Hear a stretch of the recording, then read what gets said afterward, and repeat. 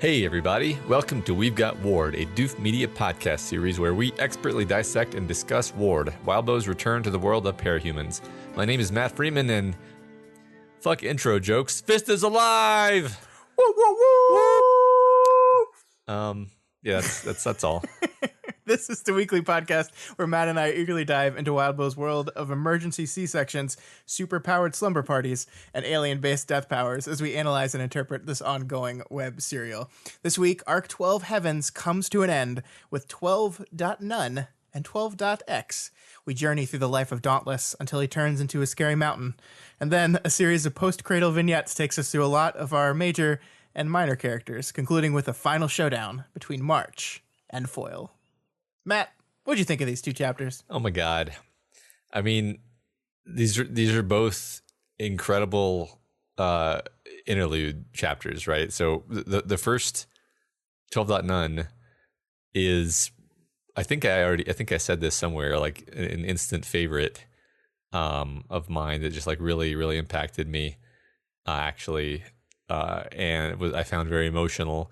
And then 12.X is just this roller coaster of zipping through a bunch of characters who we've some of whom we've been curious about, some of whom are just really interesting, and then ending with this basically a climax to one of the running plot lines that's been going through this whole story, and it just blows me away. Yeah. I mean, there's so much here. This is an enormous script. They're two enormous chapters. We have so much to say. I'm not going to waste any other time. It's great. I think there's so much to talk about, and it's kind of not to pun intentionally, but it's daunting. These chapters are daunting. Yeah. I was nervous about this one. There's a lot to talk about, and Dauntless is a very complex character, and what happens to Dauntless is very complicated. And and that's just one of the two chapters, right? Mm-hmm. It's crazy. So yeah, let's just get into it. Let's do it. Okay. Quick announcement, I guess. First, everyone should check out the new show that we released earlier this week. It's the second. We can tell people it's an April Fool's joke now. Okay, fine. Yeah, we did a fun little 15-minute thing for Wildbow's web serial Face. If you are subscribed to this podcast, it should have hit your feed. If you haven't checked that out yet, go listen to it. We had some fun with that. Yeah, it's not just 15 minutes of silence. No, we actually did a thing. Yeah, right. And then the next announcement, March's Madness continues. I guess it's finishing. Like, this is it, right? Well, not quite. This is the final four. So next week will be our championship round. Gotcha. Okay. And we're going to be voting at the end of the episode. So stick around. Yep. All right, let's get into 12.None. Let's do it. So, yeah, like we said, oh man, with this interlude, as it starts, before it starts, we're already on edge because 12.None is this disorienting title, just like 12.All, which was a big break from like the naming scheme of letters that we've gotten used to.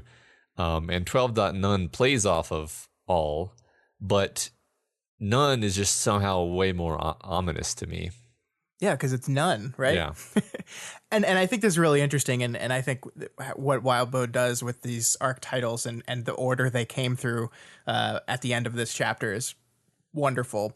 But I also think the concept of none here is very interesting because one of the big themes of this is connection. One of the big themes of this interlude and a lot of the book as a whole is this idea of connections. Mm-hmm. And I think it's very fascinating. And the thing that's very interesting to me about this, and I think we'll talk about none a little bit further as we get into the chapter, but this is a different naming scheme, this interlude. When we got 12.All, it was a very different kind of interlude, right? It was the first time we saw really from a Shard's perspective. It was this big change. And this interlude, 12.None, still different naming scheme. starts off pretty standard, right?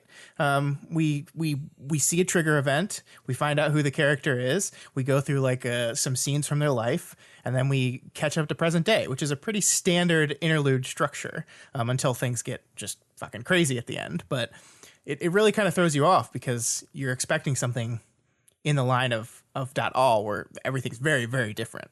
Yeah, that's a great point. If anything, the fact that it seems like a normal interlude is what does throw you off.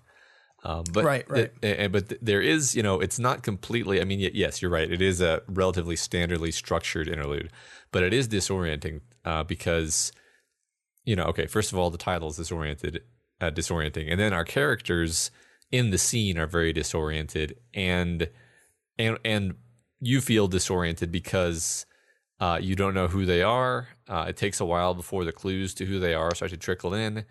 And that's fine, I think. A lot of interludes go that way, and I personally was really sucked into the scene itself and what was happening, and I stopped really being concerned about whether this was a character we knew or what exactly where this was going. I just wanted to find out how they got out of the van. Yeah, and that's a sign to me of good writing, right?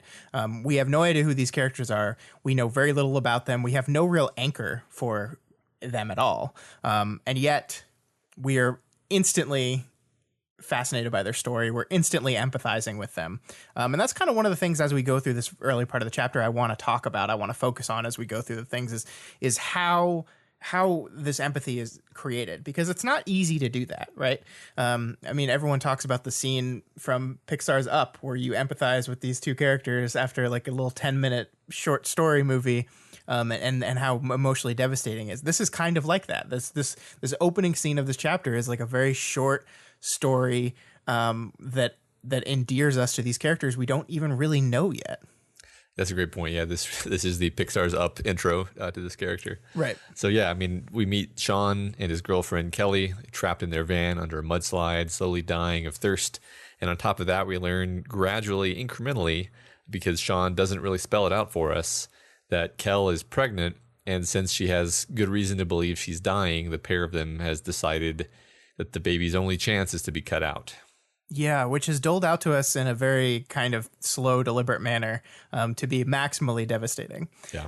And like we said, this entire scene manages to so quickly and efficiently build empathy for these two no-name characters. And I think when you look at how the chapter opens up, the first words of the chapter, I think you immediately see how it's doing that. The first words of the chapter are Kelly saying, "I want to meet her."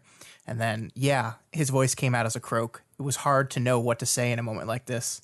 "My daughter, my sweet, sweet girl. I want to say my goodbye. I want to hold her." You are holding her, Kel. So this is the first four lines of the chapter.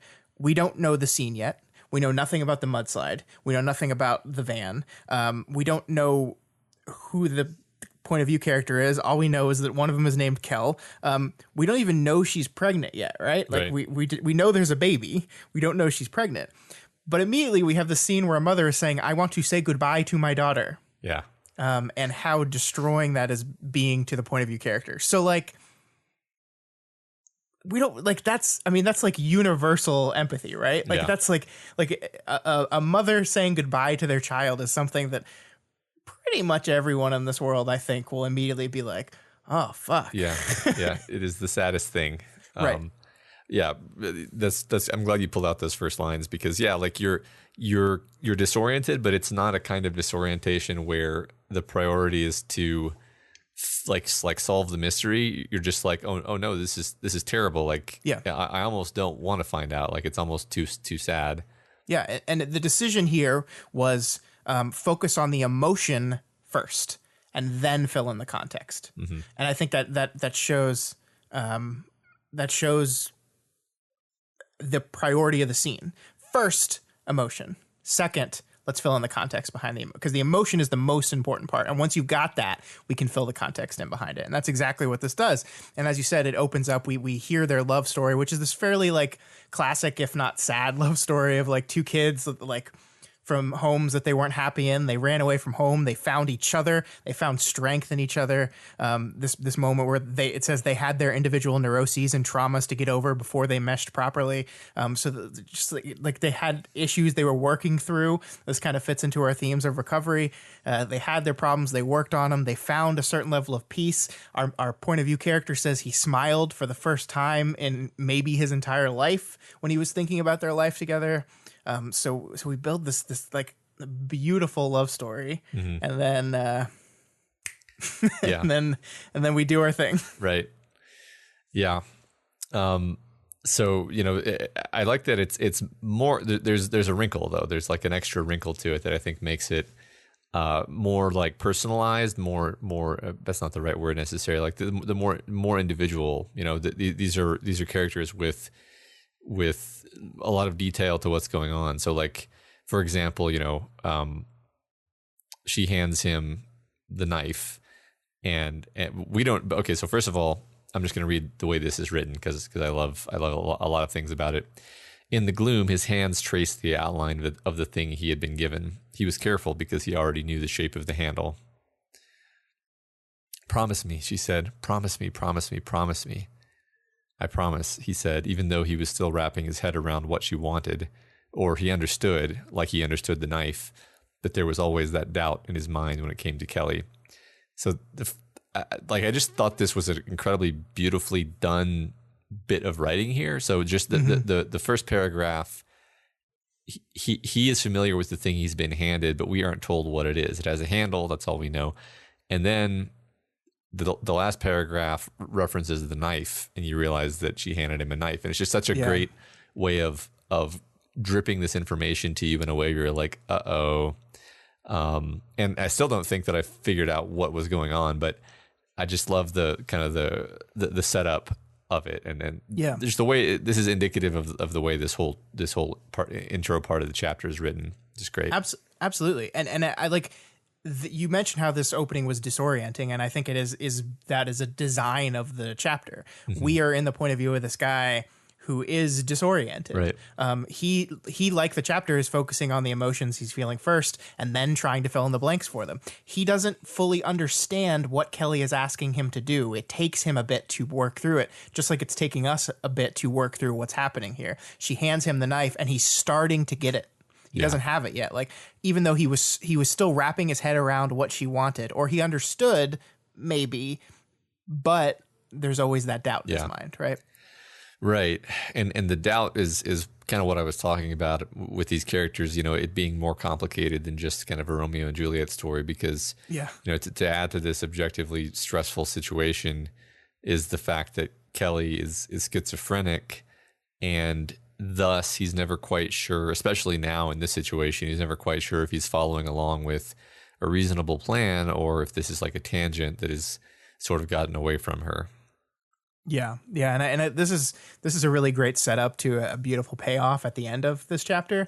But this idea that he has to kind of be on his guard constantly and not get sucked into these tangents that sometimes happen. But he's tired. He's so tired and he's worried. So at the same time, he's thinking, maybe I am getting sucked down these tangents. Maybe this is something completely unreasonable, but I'm tired and I just want to listen to everything. I just want her, like, I want her to guide me. And he's having doubts. Like, this is a crazy thing she's asking him to do, but it might be a necessary thing. She might be about to die. They know that they're going to be rescued, theoretically. Like, he mentions that he's heard helicopters flying overhead. So he thinks that maybe a rescue operation is coming, but he doesn't know for sure. So it's this totally stressful situation where he knows that this might not be what is a good thing to do, but he finds himself going with her anyway, agreeing to her anyway. Yeah, he does end up going along with it. So I guess either he ended up thinking it was a good idea or it was just too much for him. Yeah. I mean, you have the love of your life, like, begging you to do something, right? They're just like standing there, like, begging you over and over again. Promise me, promise me, promise me. And she's kind of portrayed it as like she's dying. She can't move. I think she's like stuck at the bottom of the van, probably pinned by something. She can't move. She can't feel her body, she says. Yeah. And there's no, like they said, that none of the the air, the little bit of air that's getting through is getting to her because of her position in the van. Yeah. So she's definitely worse off. Yeah. So here toward the beginning, Sean also lets us know a bit about himself, that he's had his own problems. Lots of people in his life who've told him that they loved him, but none of whom seemed the least bit interested in showing it. And this is really the linchpin of our whole character and our whole chapter, right? He's a guy that seems to reach out a lot, that he's friends with people. He loves people, but he doesn't feel it in return. It's like those connections are one way. If they go outward, he doesn't receive them, he gives them. And he wants those connections. He wants those things. He's this beautifully tragic story about how he writes his teacher saying how important this teacher was to him. And the response is like the coldest. I can't imagine a teacher actually. Yeah. I told my wife this. I was like, look at this. Look at what this teacher did to this guy. She's like, that's terrible. Why would you ever do that to someone? Just lie. If you don't remember them, just lie. Right. Yes. Of course. Yeah. Right. Yeah. Yeah. So here we have a guy who feels like he has no connections. None. Except for one. Yeah. Except for one. He has one, and he's going to get another one. But there's a lot of stuff actually that's being set up here. Yeah. That pays, that is revisited in the end. Yeah. I really love this bit about this really brief bit where they say like all his teachers would say about him is he's a person that has potential, which is this like not valuing who you are right now, but who you could be. And of course this is perfect for Dauntless, right? Because he's a person that like was seen as the cape with the most potential, like, oh, one day you'll be stronger than Eidolon, one day, not today, but one day. Right. And I think that's just a perfect like link into this like defining emotional core where the thing he sees about the people around him is how they value what he could be in the future, but never value who he is in the moment. Thanks for pointing that out, because I was going to say that this is actually one of like the nicest shards that we've encountered, because I guess we can get to that like right now, and then we can debate whether this shard is nice or not. So basically, as he begins to cut into Kelly's abdomen, he triggers, but if anything, he finds the trigger to be like a distraction, and the power, which is something heavy with connections, comes to him and it tries to sweep him away, but his intention to stay in the moment and to deal with the immediate crisis seems to defeat the shard. It says there was almost a sentiment to it, a sigh, a frustrated concession. And we get the sense that the power ends up with the power that he ends up with is perhaps only a vestige of what it could have been. And then, when it ends, the knife that he's using is empowered and it cauterizes her flesh, potentially making the difference in Kelly living or dying. And so what I wrote here was, I want to remark that this is like a shard that's just helping, like it's just helped him with the problem that he was having. But what you said about, it's doing it in this way where it kind of preys upon what does seem like a little bit of a lack of self-confidence that he has and on this fixation on potential. Yeah. But I mean, I think you're right that this is one of the most unique trigger events we've ever seen, right? Mm-hmm. There's no indication that he like passes out. There's no indication that memories of those connections like were removed from him. And that's because he didn't complete those connections, right? Like they were pulling him, drawing him to this thing. And he said, no, I want to focus on this. I want to focus on this person. That's what I care about. That's what I want to do. And the shard eventually just gives up. It's not working. And makes so what is possibly like the most unique shard person relationship in the story so far, right? I mean, we've never seen it quite like this before. Yeah, I mean, it seems to me to be one of those like unique special shards. Yeah. But also it seems to have this property which at least seems unique to me, where throughout this chapter, it seems to need some kind of go ahead from its host, like to do things later in the chapter, and even it almost gave him a hand on the wheel to borrow the phrase that he uses later in his own power, which is very unusual. Usually the shard swoops in, gives you whatever power it wants. It's usually going to fuck you over in some way. Right. And this time it almost seems like it cared what he thought. Yeah, well, and it didn't get to do what it wanted to do fully. Yeah. It's like his unique set of circumstances made it so things weren't working the way the shard wanted it to. Mm-hmm. But it wanted that connection still, or maybe, you know, by the time it initiates the trigger, it can't, like, it has no abort function, right? So it has to do it in the best way. It has to arrange it or connect it in the best way it can. So it just like does it. Yeah. Even though he's resisting it, so it makes a unique kind of connection. Yeah, I mean, this is different and big, and I think the more we think about Dauntless's power, the more interesting it gets, and I think we'll get to that in a bit. Yeah. I think it is interesting that we see here, like, the text really draws out how different of a cape he is, how different his trigger was, and how different his priorities lie, because it notes that he has this knife that he's just imbued with power, and the second he stops using it, he puts it aside as if it's like it's not important. Like, this is, and it's like that's symbolic of my powers. Like, how often does a cape trigger and then it's just like, I can't deal with the power stuff right now? Like, it's like, no. It's very, very unique. Yeah, right. He almost, he's just like uses it as a light source and then kind of forgets about it. Yeah. I thought that was a nice touch. So it just kind of one of the final beats of this scene is that he suggests a gender neutral name for the baby, Addison, because he doesn't want to disrupt Kelly's perception that the baby is a girl. So beautiful.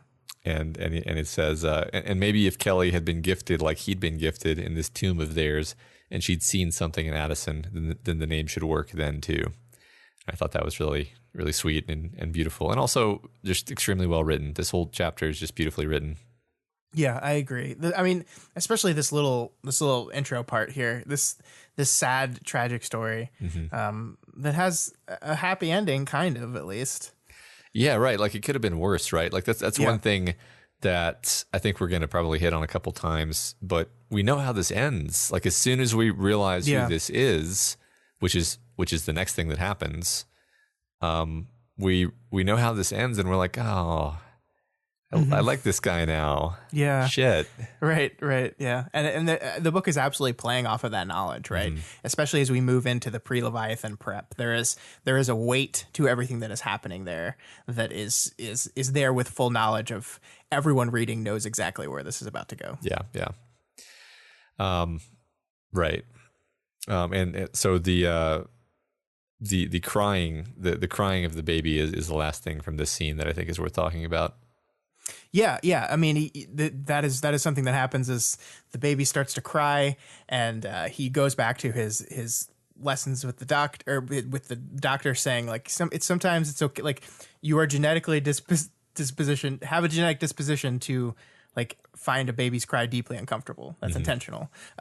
It's okay to set the baby down and walk out of the room, but he can't. He's trapped in this place. He can't move. He's just got to sit there with the crying baby, and live in it. And that again is a very clever setup to the payoff at the end of this chapter. Yeah, that's exactly right. So yeah, and just as we're made aware of the fact that the power is building inside of him, and we begin to think, as you tweeted in your live tweet, wait, is this Dauntless? We switch forward in time to Dauntless immediately. The hero in the prime of his life, being just a solid dude and helping Battery with some scheduling issues. Yeah, I wonder, I mean, is that about when you figured it out too? Like, right before it tells you? Because, I mean, if you think about it, you can probably get there just by the knife alone, what he does to the knife, I think, and some educated guessing. I think I suspected it was Dauntless when he imbued the power in the knife, because I was kind of expecting a Dauntless interlude at some point. Not necessarily this one, but that was on my short list of interludes that we were going to get.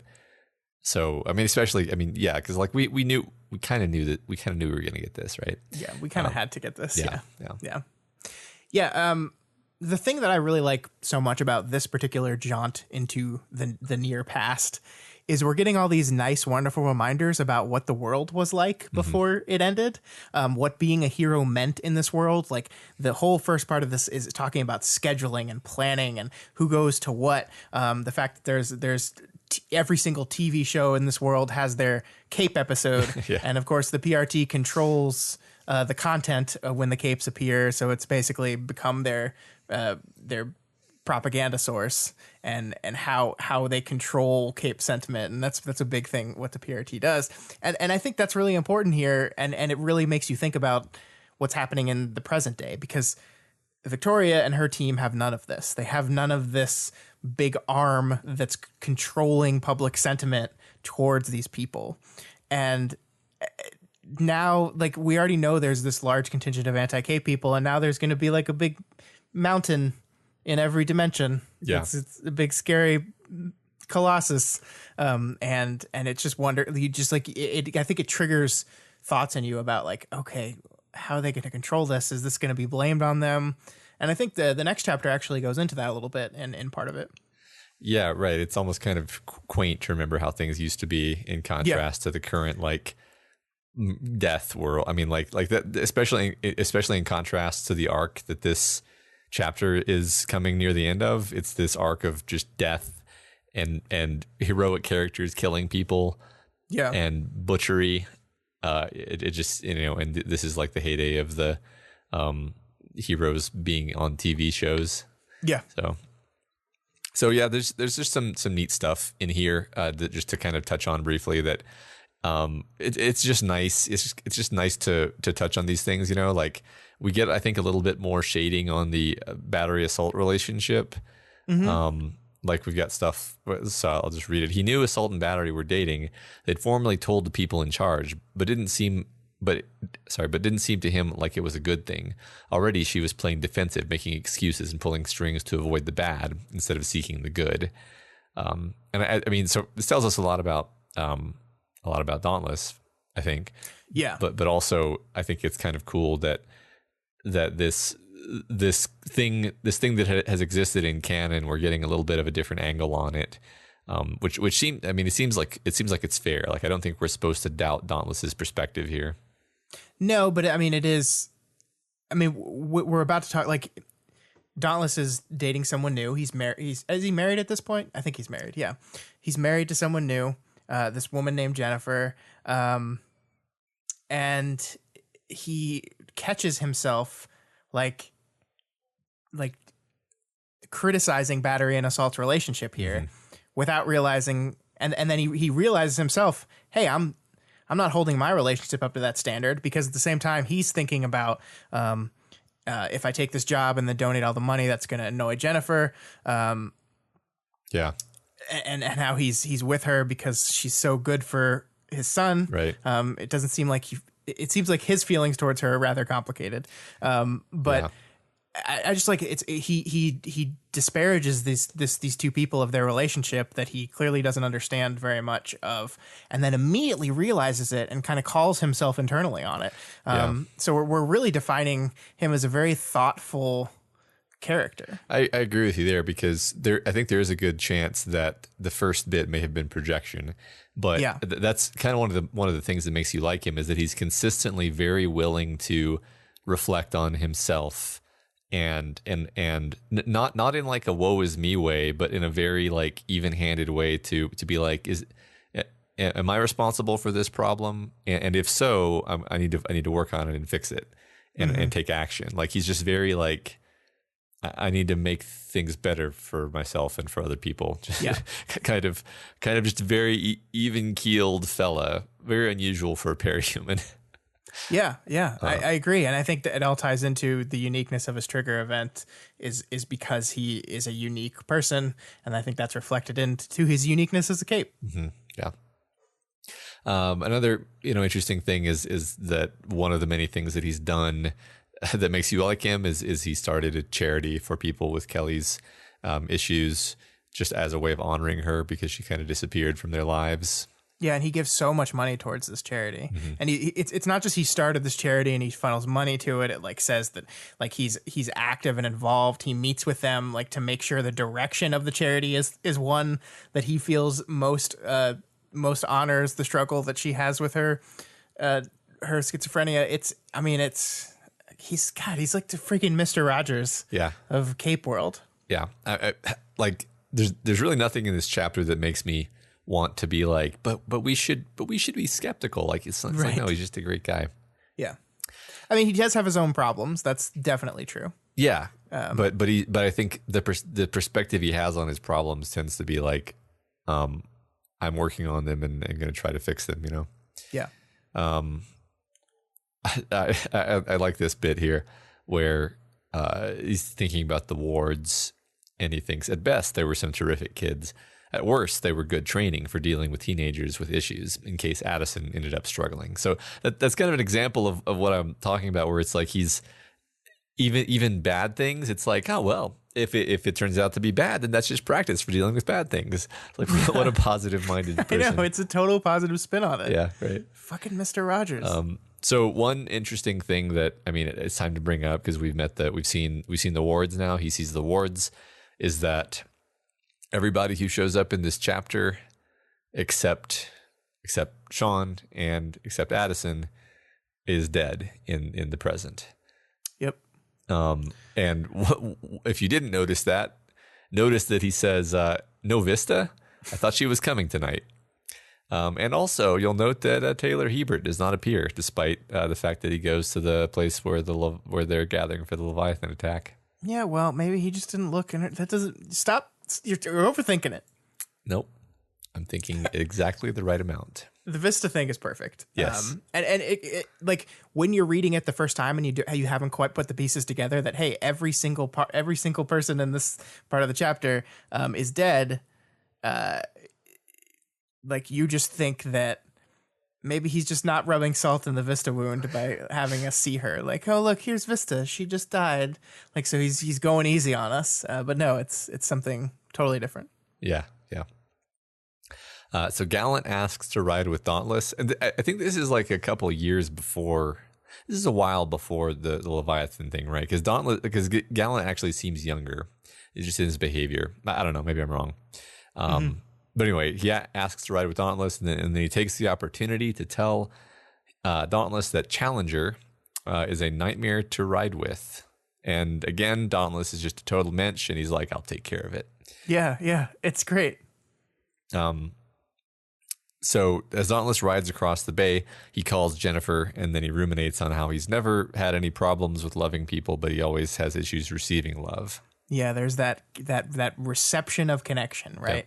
Yep. That no problem extending those connections to other people, but the reply, the feedback to it is something that he feels like he's missing. Mm-hmm. I'll connect with you. Not much is going to be sent back to me. Yeah. So for me, and I like that you said that because it could be interpreted that not much is being sent back to him, or it could be that this is really entirely within him, and he and Jennifer loved him as much as any woman can love a man, and he just doesn't believe it because he doesn't believe he's worthy of it or something like that.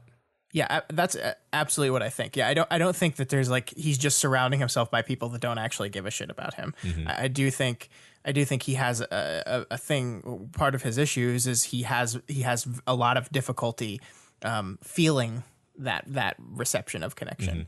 Mm-hmm.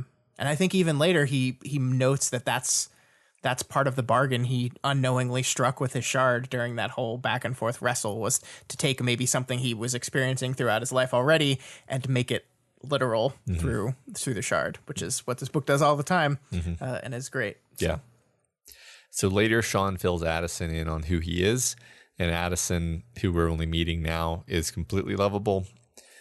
He seems great, and Sean sees a lot of Kelly in him, and we just love Addison.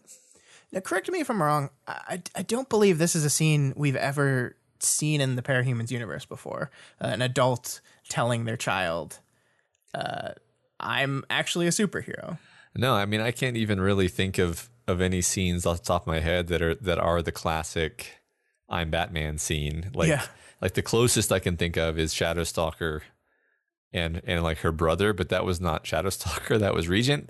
So true. So I can't really think of any examples of this exact interaction, and that's really interesting. Actually, good point. Yeah, yeah, I think you're absolutely right that his son handles this very well. I mean, it's not just like, oh, cool, but it's not just like, I'm furious that you lied at me. It's complex emotions in between that. It's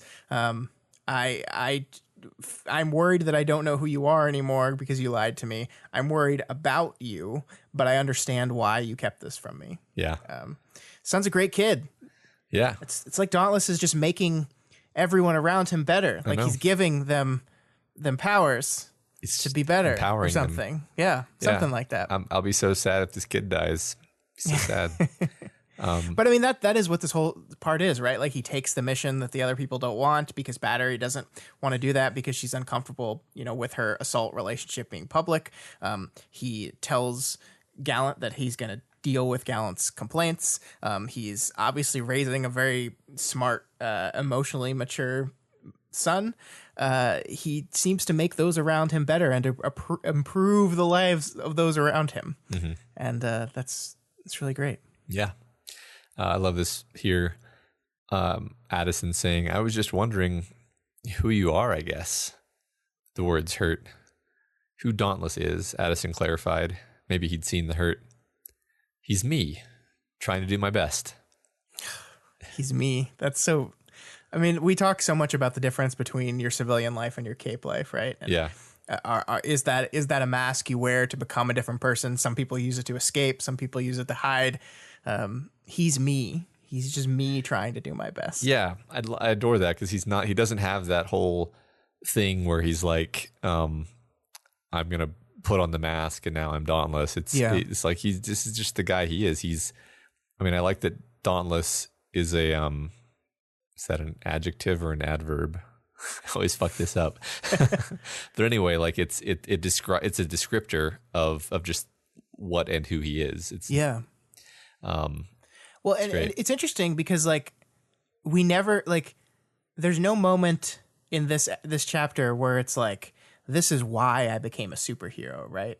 Like there's no like he doesn't have like this like with great power comes great responsibility moment. It's just kind of implied. Like he doesn't think about it much. He doesn't think about being a hero or not. It's just part of him. It's just like this is what he feels like he has to do. And that's all there is to it. Right. We're going to see that pretty soon when Leviathan comes. And speaking of Leviathan, like all this stuff with Addison is just so heartbreaking because where it's all heading. Like, yeah. Like it's just making it even more painful that what's going to happen soon. Right. And because we're reading these books, you're thinking the worst. So not only is Addison going to lose his father, but then he's probably going to die in Gold Morning, right? That's like that's what my brain said. That like Dauntless is going to wake up, the bubble's going to pop, and the first thing he's going to learn is, sorry, dude, your kid's dead. Remember that the only person you felt like a genuine reception of a connection to in the world? Gone. Yeah, and that's a good point that we're actually misdirected a little bit because we actually have no reason to believe at this point in time that Dauntless has been conscious the whole time. Our assumption was always that he goes into the bubble, March pops the bubble, and he went from the Leviathan fight immediately to turning into a giant. Mm-hmm. So it's actually kind of cool that our just kind of implicit expectation was derailed here. Yeah. But anyway, we're not there yet. So we reached the Leviathan attack, and man, was I anxious, even though I knew it was going to happen.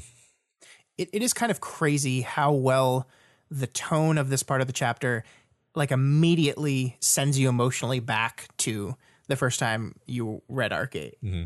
Because like you got the sirens going off, you got like this like panicked hush of people like going into hiding, or the heroes amongst them like getting ready to step up and go meet to fight. It's like I was there again. I was there at the beginning of this battle again. And yeah, just like you said, like this is it. This is it for Dauntless. This is his time has caught up to him, and it makes it all the more nerve-wracking. Mm-hmm. Like I think I was saying in my tweets, just like, dude, no, just take your kid, just go to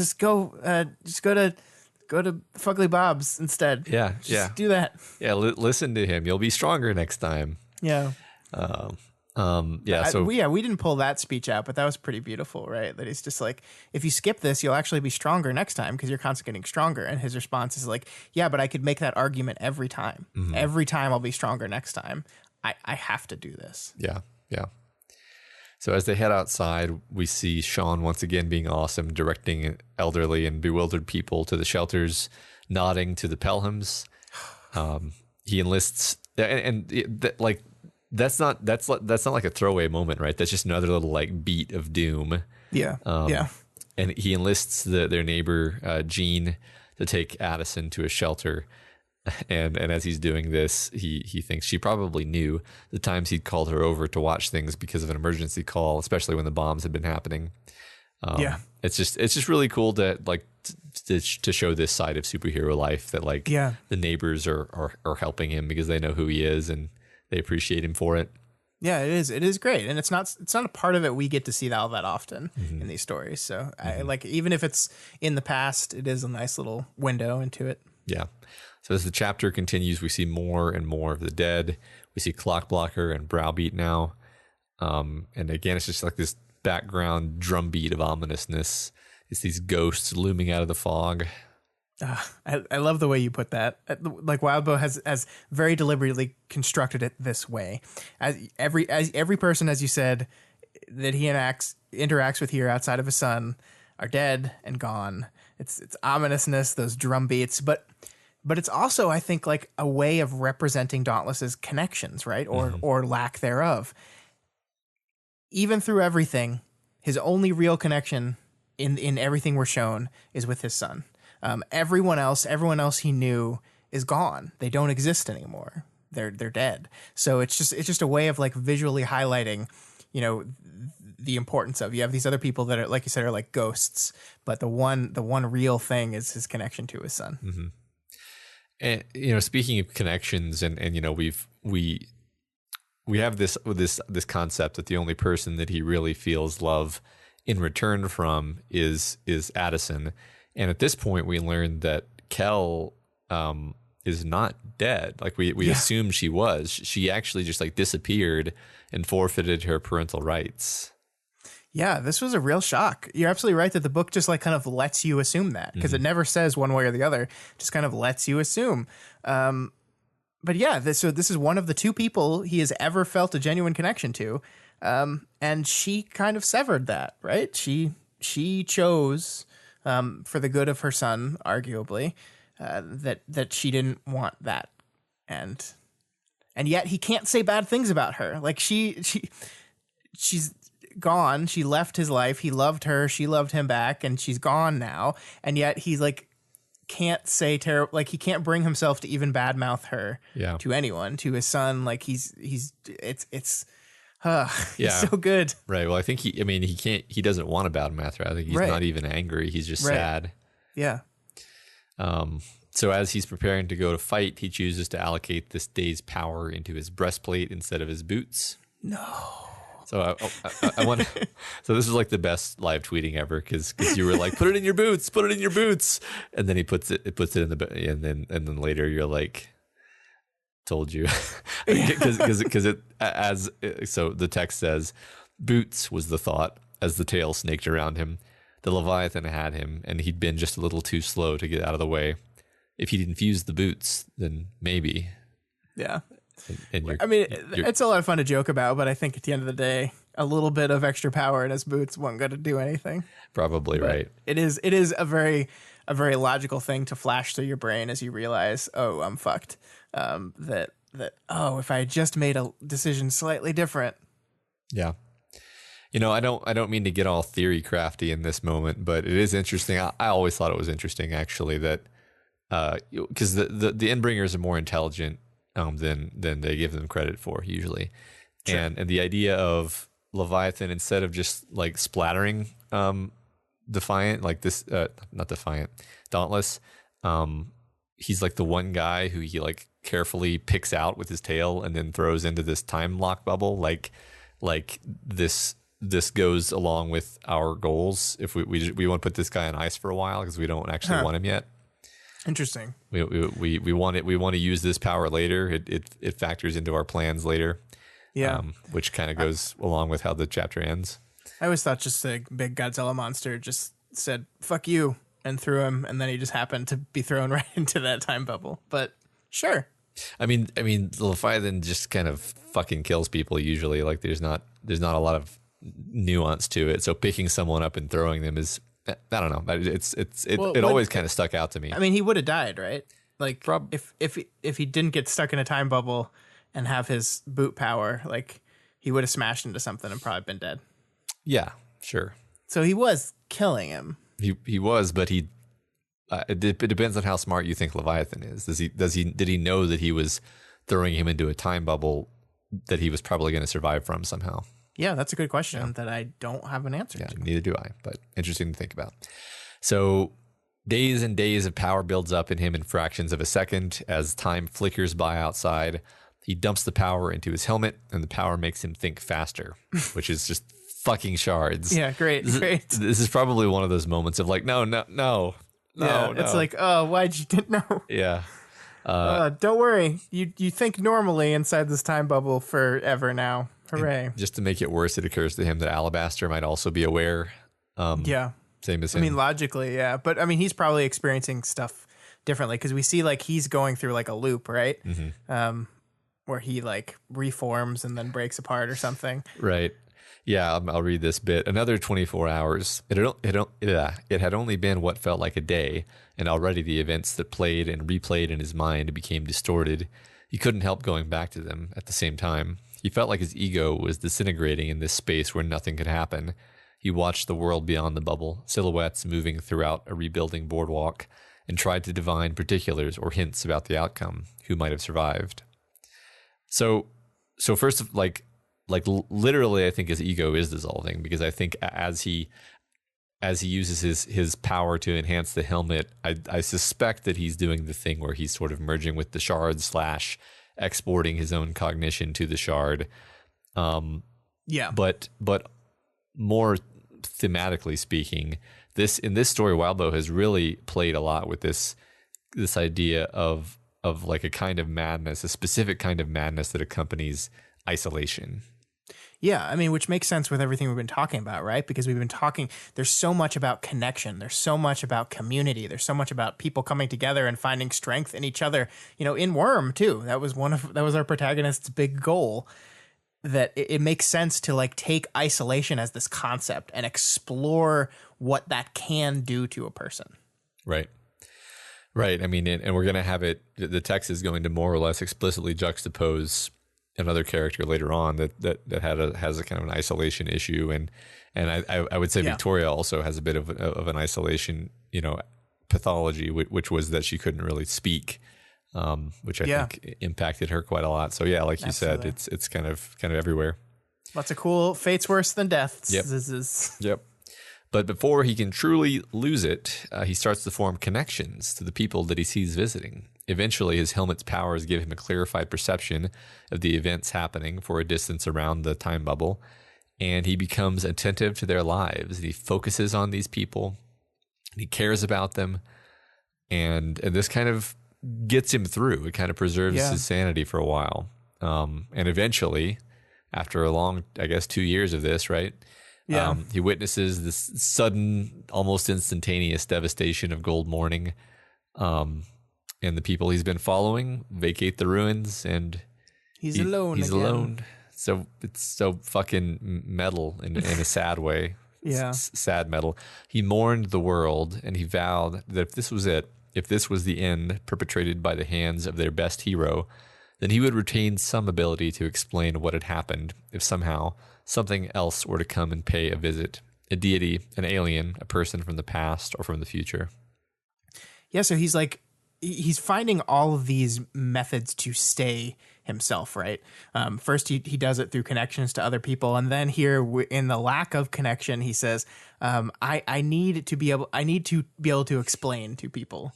I can't lose myself fully because someone's going to need to explain what happened here." Mm-hmm. Yeah. So when the bubble pops, we see that the 10,000 times that Dauntless has snapped inside the bubble. And his shard tried to reach out to second trigger, I suppose. are all coming due now. The shard is hungry for connections, just like Sean is, and it immediately rips apart Alabaster. And then the process continues with Dauntless keeping a hand on the wheel. We don't really understand what that means, but something we're going to talk about as the shard eats up more connections, keeping itself consolidated. Yeah, and he grows, and he's a giant man now. He's seeable in all dimensions. Every single dimension sees this giant Colossus Dauntless sitting there with its head in the clouds, literally.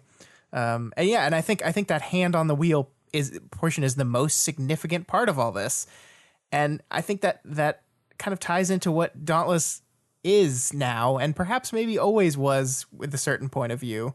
Like, he has become a shard essentially, and this is like, look at his power. Look at how his power works. His power is to grant powers to things. Yeah. That's what it does. His power does what a shard does to a human being. It grants it power. And the shard that is connected to him limited how much he could do that. It only gave him a certain amount of power he could do it to each day. It also limited it to only mechanical things. He can't do it to biological things. But that's what it is. He's giving power to stuff. Yep. And that's it's fascinating. That is the uniqueness, I think, of the connection between the shard and Dauntless here, is that they seem to have merged on a very, very different level, and this is just accentuated by the explosiveness of all these second triggers and the broken triggers and everything that's happening here. So do you think that this Titan is physically a physical shard that is now manifested, like stepped out of shard dimension into this sort of cross-dimensional manifestation of Dauntless's? Yes and no. I mean, like, yes, in the fact that, like, being multi-dimensional is a shard trait, right? Like, the ability to exist in multiple dimensions is something they do. But yeah, he seems to be physically existing in all those dimensions also. And I mean, he describes his power as crystal-like, right? Like, right. he's so, yeah. I mean, it is, I think it is a shard, but it is Dauntless, right, and it is something new. Yeah. It is not the same. I think I pretty much agree with all that. It's not just a shard stepping through into reality or into these realities. It's more complicated than that. But yeah, similar concept. Yeah. Yeah. And there's this interesting line that we kind of touched on before, was like, he's talking about the as he's triggering it and as his shard is looking out for these connections. He says that wasn't how this worked. He didn't get to have connections. That hadn't been the unspoken bargain he'd apparently struck. He didn't get the tools to better cut and cauterize wounds and save his son's mother for nothing. So this is the part where I think the text is trying to imply here that, like, his inability to form connections to people, or at least receive those connections, is tied to the shard and that bargain that he struck with the shard. Fine, you want it this way, you get powers, here's the price for that. So there's this bit that follows pretty soon after that I wasn't really sure what it means. And I don't think we're meant to. I think it's supposed to be evocative, and we're going to figure it out later. But basically, he's kind of reaching out, and it says the connection came and the connection stayed. He saw enough. And that's two different paragraphs. So clearly, like, he saw enough is meant to be very important. But it's like, I don't know, what did he see? He's reaching out with his senses. He sees something that he wants. Is it just... I think earlier you said maybe it was just Sean. It was just Addison. And I was like, maybe that could be it. Yeah. I mean, it's interesting because both those words are italicized to emphasize them, right? The connection came and the connection stayed emphasized. He saw enough emphasized. And I don't know. I mean, I think it would be nice and neat to say, like, enough was just "we're my boy," but it could be something much different than that. Yeah. So we kind of zoom over to Victoria, and the Harbingers explain a little bit what's going on. But so one thing that occurred to me was, are we actually zooming over to Victoria, or is this still Dauntless's point of view and he's just, like, omniscient now? Yeah, that's really interesting because after I saw you write this, I went back and reread through the chapter again, and there's really no indication in that section of the chapter that we are in anyone that's in the scene's point of view. We're not a Victoria's point of view. We don't hear Victoria's normal thought process. I don't think we're in one of the number boys' point of view. I don't think we're in Capricorn's point of view. So, I mean, I think you're right. I think this is, we have remained in Dauntless's point of view. We are just observing a conversation that's happening because he is everywhere and can see everything. Like he dumped so much power into his helmet that even through the time bubble, he was allowed or able to sense and understand and see everyone in the short area around him. And with that bubble gone, that power has extended out in every direction. And so, yeah, I mean, I think we're still with Dauntless. We're just observing this one scene. Yeah. We may not be right about that, but Wildbow does usually, I would say more often than not, if there is an interlude that switches points of view, it is via some kind of gimmick where you ultimately realize you're not actually switching point of view. So yeah. Plus, I mean, even if this was a switched point of view, it's not clear who's it's not at all clear who's it switched to, and that is very, very different. So. It's basically third person omniscient, right? Which so right, yeah, third person omniscient, which we will now call Dauntless. Yes, the Dauntless perspective. Yes, and of course the the Harbinger is explaining. You get things meant for endings at the beginning, like Z, and that connects to E, which connects to everything. And a few steps later, nothing. So, of course, Wildbow's being cheeky. It's right. Z, E, all, and then, some steps, and then none. Yeah. So. Poor chapter F. No one cares about that one. Yeah, it's just the fuck. It's just Cradle. Just Cradle. Yeah, Cradle gets skipped over. Goes out like a bum. Yeah. I mean, I think this is great though. Like it's not it's a fun way of taking the concept that you're exploring through the chapters and making the structure of your book line up to that, right? Like we that's what we did. We instantly said why Z is the end of the chapter. It's falling back into our meta analysis, right? Where we're like the number boy is basically saying, hey, look, this is the structure the book normally follows. Normally, like X, Y, and Z are the interludes that fall at the end of the arc. But we didn't do that this time. That's weird. What's going on there? It's like he's almost talking to us, the reader. It's fun. I like it. Yeah. Well, and I think you are asking that question when you see Z comes first. You're like, what does this mean? It definitely means something. It clearly spells Zelfnanex. Yeah. Right. Exactly, Scott. And then we look over. We see Tristan, who is now whole.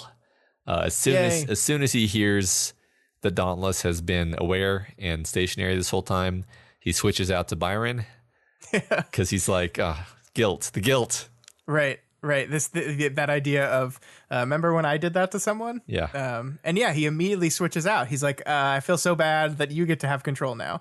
Which again, I think, we talked last week a lot about all our characters seem pretty bad off, and which are the worst bad off characters. But Tristan is recovered now, and we see he didn't his lesson from all this bad stuff happened wasn't be like, fuck you, I was out for so long, I was locked up for so long, I get to be out now. We see that their more frequent switching, Tristan's higher level of respect for his brother remains intact. Right. Like in that moment, I feel like Tristan's thought was like I think he just says fuck and then he switches, and that's just like I want Byron to be able to express what he's feeling right now. And then Byron says fuck. Because even though Tristan experiences being trapped in somewhere where you can only view, Byron has a much more acute understanding of that experience. Yeah, and so I don't want to dwell on this forever, but the fact that they both say fuck, which is kind of funny. It's kind of comic. Yeah. But when they're both having the same reactions to something, that's really cool to me, because the idea of the Capricorn brothers being on the same wavelength about things basically means that all of the reasons why they have conflict over who's in the driver's seat kind of go away. Because if they're both doing the thing that they both want to be doing, then it matters much less who's actually in control of the body, and they can just switch back and forth, without really caring too much, because when they're in the back seat, they're still kind of there, and they're still kind of doing the thing they want to be doing, and they're doing it together. And that's awesome. Like, especially when you compare it to how they were, to how bad they were doing before, and how everything was this struggle. And just little things like them, one of them says fuck and they switch and the other one has exactly the same reaction. I'm like, yes. Right. I love that. I just love it. Yeah. I like that a lot too. I mean, it's kind of like if you're going to watch the same movie, it doesn't matter if you switch every 30 seconds because you're both sitting down watching the movie, right? Yeah. Whereas if you want to go see different movies, then suddenly the possession of the control matters a lot more. Exactly. I like that. Yeah. So Dauntless finds something he's looking for towards some mysterious end. And when he tries to speak, it's inadvertently very destructive. So he chooses to wait. And eventually Addison arrives with his wife and a baby in her tummy. Yeah, I mean, my assumption on the mysterious thing that finding something he's looking for was specifically his son. He said he wanted to reach out, find his son. He found him, and then he attempted to say hey and just destroyed a whole bunch of machines with his method of talking. Yeah, right. And, but it worked enough to get Addison to finally come to him. I really love this beat that you point out here, that Addison has a wife. Yeah. And Dauntless points out it's not Mo, which was the girl that he was hoping that his son would get together with, which disappointed Dauntless. But he's happy for his son anyway. And I think it's a really great way. Like, one of the big questions of this stuff is how much of Dauntless is Dauntless, right? How much of the person that's this big giant colossus standing in front of the universe is still the guy that we met? And this little tiny bit of like, he didn't get with the girl that I hoped he'd get with is like very, very, a really great way to establish that besides all the other changes, besides all the things that have happened to him, that's still like quintessentially Dauntless in there. Right. Like, it's still Sean who was fist pumping that his son might date the girl that he approved of. And yeah. It's great. Yeah, it's really great.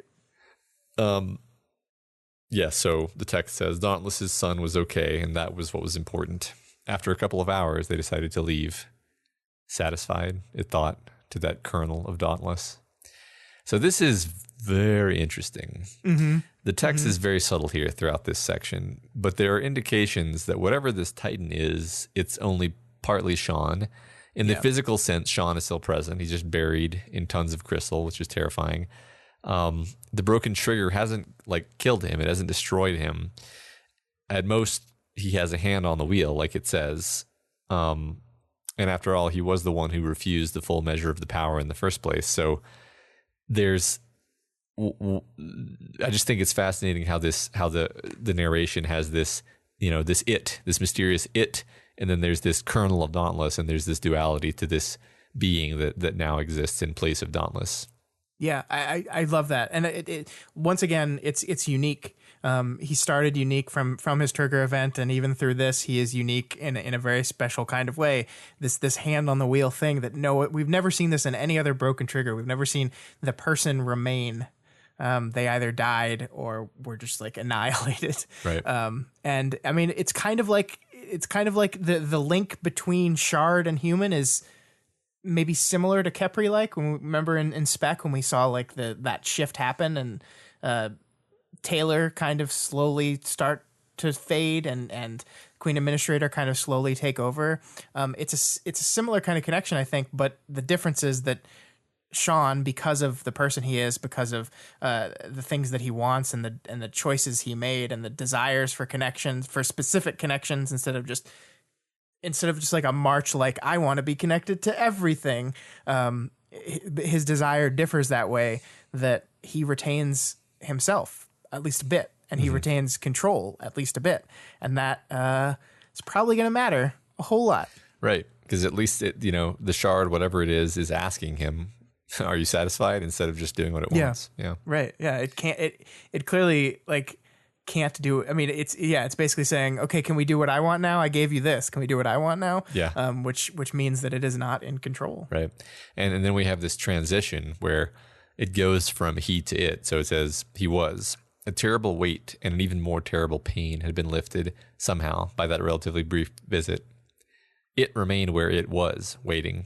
It waited and watched even as the forces arrayed around it, readied for an assault, panicked, then retreated. So it's basically he, in one paragraph, hands off the reins to it in the next paragraph. Right. Yeah. It's almost as if that question of satisfied, he was, and therefore he said, okay, I'll step back. But with the understanding that I think he still can grab hold of that wheel anytime he wants. Yeah, I think so. I mean, we don't know that, right? But I feel like you're right. And I can't stop quoting things because these are just too good. The reason for the panic and the imminent assault hadn't been him, but another guest. She settled on one arm, comparatively tiny, a weight on one arm and on one shoulder. Feathered wings draped his arm. And she cried, and the cries were pitched to pull at the heartstrings and to tug at the mind. He couldn't step into another room or walk away to leave those cries behind to find a chance to breathe. Oh my God. Yeah, and that's, of course, calling us back to the start of the chapter with him stuck in the van with his crying child. And now the Simurgh has popped on his shoulder and said, hey, remember that? Yep. Let's do that again. Yeah, let me just be the...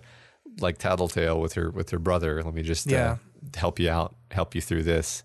Yeah, and of course, the one thing he says is he's so tired, and he's so tired, and he's so tired that he might be willing to believe what anyone tells him.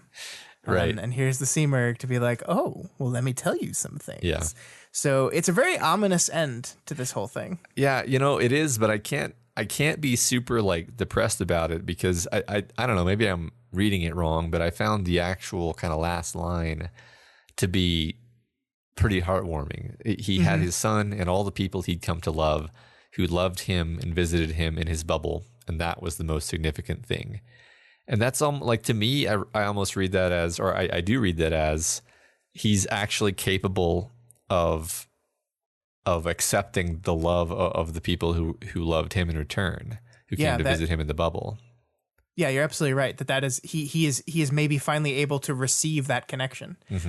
And you're right. That is a change, and I think that is hopeful because there's this idea that the Simurgh is here.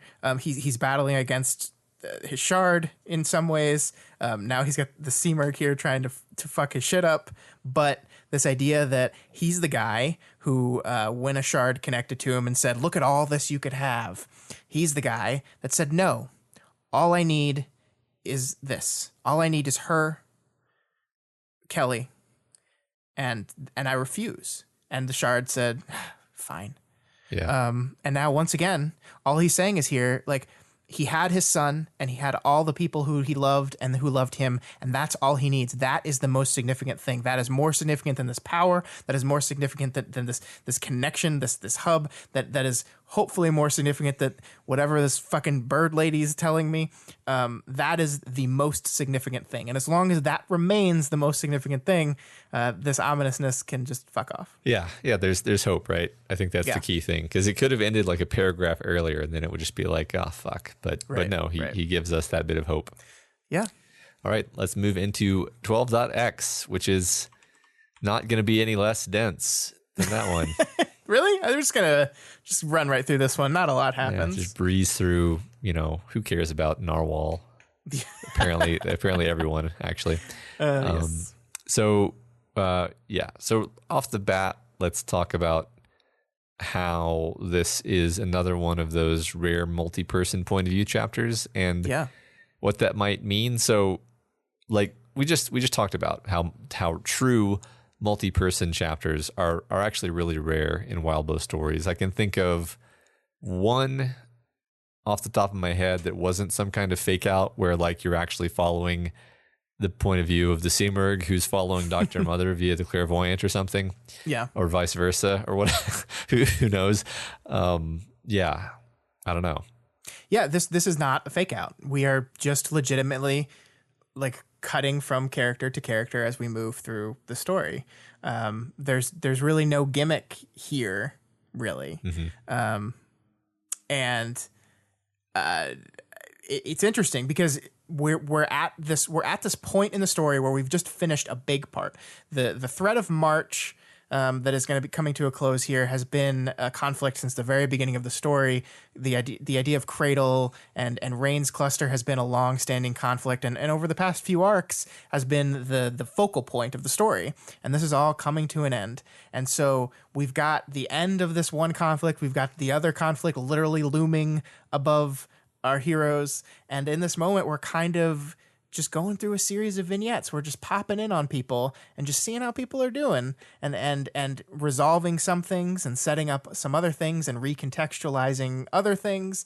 So I think it is really the perfect, if you're going to have a non-gimmicky, just jump around from point of view interlude, it really feels like the perfect time to have it because I want to see what's up with everyone. Yeah. We just round all the bases. You know, I could impose a gimmick on it, which is that the last chapter being 12.9 has broken all of the patterns, is broken the structure. The structure is broken. It's a structural issue. So now there's no rules. The rules are broken. The rules have changed? The rules have changed. You can jump between characters in a single chapter because of Dauntless. Yeah. There you go. Who knows if next arc, it's not even going to be first person Victoria point of view anymore. Nobody knows. Nobody knows. I mean, literally everyone but me knows right now, but I'm going to pretend like no one's read the chapter yet. Yeah, I'm going to just be poker face because, that's what I do. So yeah, we start out following Preston, who I had almost but not quite forgotten about. Preston, the girl from the train who is now a huge diehard fan of Breakthrough and specifically of Antares and Swansong. It's very obvious, Matt, that you've clearly almost forgotten who this person is. God. Because her name is Presley. Why did I write that? Why did I say that out loud? And why didn't you fix it? All right, you got me back for the fire axe thing. I saw you write that and I was like, I could fix it. Or I could just write this into the script. Good. No, I don't have to feel guilty anymore. Good. Yeah, I love Presley, Matt. I love this character, and it's not just because of who she is. It's more because of what she represents. Like we have this months and months ago, Victoria was desperately trying to prove this point to Ashley, right? Like Victoria has this way of looking at the world and Ashley had this other way of looking at the world, and Victoria was utterly convinced that her way was better and Ashley's way wasn't as good. And to prove this point to her, she said, look, we're going to make this interaction. We're going to spend time on this interaction with this one random girl, and I'm going to prove to you that good interactions propagate and they matter. They do matter. How you treat people matters. And then we jump forward here, and we see that yes, that interaction did matter. That interaction mattered so much. This thing that was paramount to Ashley's journey towards something beyond just being like a posturing kind of badass villain has come to a moment that where this girl Presley, like she loves them. She calls them the team. She has like, she collects trading cards, but like the picture that she has is like center in her room in this holy place. Like she loves Swansong and Victoria, and it's wonderful. Yeah, and I thought it was really sweet that she also, she loves Swansong because Swansong sort of gave her the cold shoulder, and then Victoria went out of her way to like smooth that over, and it seems to have worked because she loves both of them. Both of them are in the place of honor, kind of. And thus we have shown that Victoria was right. And I think, we said this was like an important moment for Ashley and in her growth, but I think it was an important moment for Victoria too, right? Like Victoria thought she was right, but maybe doubted it a little bit. Mm-hmm. Like she really wanted to believe that her view on the world was the right one. And I think a lot of proving this point to Ashley was not just to prove Ashley wrong, but for her own sense of balance and her own view of what the world is, to say that, yes, the thing I believe is the right one. And I don't know. I love it. I love Presley. I love this whole thing. And let's just move on because I'm just going to keep talking about it. Okay. So yeah, Presley has a cute kid argument with her mom, and then their domestic scene is disrupted by the sight of the Titan on the horizon. And I really love this bit of writing and this kind of the psychology behind it, as well as the prose. With it, there was a horrible feeling in her middle. It was like when the Endbringers came. All her life, the years had been punctuated by these big, shadowy monsters that came and changed the tone of the day and the week after, in what she'd once heard a bad comedian call the opposite of holidays. It had always come with a bad feeling, mixed with a bad relief that it had been so far away. The kind of relief that made you feel bad. Except she didn't feel that relief now, and she didn't feel any less bad.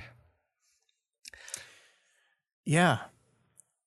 So Presley here, and this entire vignette really serves to kind of show us what a segment of the non-powered populace is feeling to Mount Dauntless, right? And the thing we see them connected to through Presley is the Endbringer attacks. This is like the Endbringer attacks, but without any of the relief, without any of this, it's not near me this time. We're okay. Just this ever-present, never going away fear of something, Endbringers, but on steroids. And so we're establishing that people are freaking out. Yeah, right. And it's not like this is the only bad thing that's happened recently, but it's just like at this point, like one thing I thought was interesting was that her mom says like stay here and then goes to find the dad. And I was thinking like, man, no way would I would like take my kid with me to go downstairs. and then I was thinking about this and I was like, if you lived in this world, you'd probably just be like, ah, shit, not again.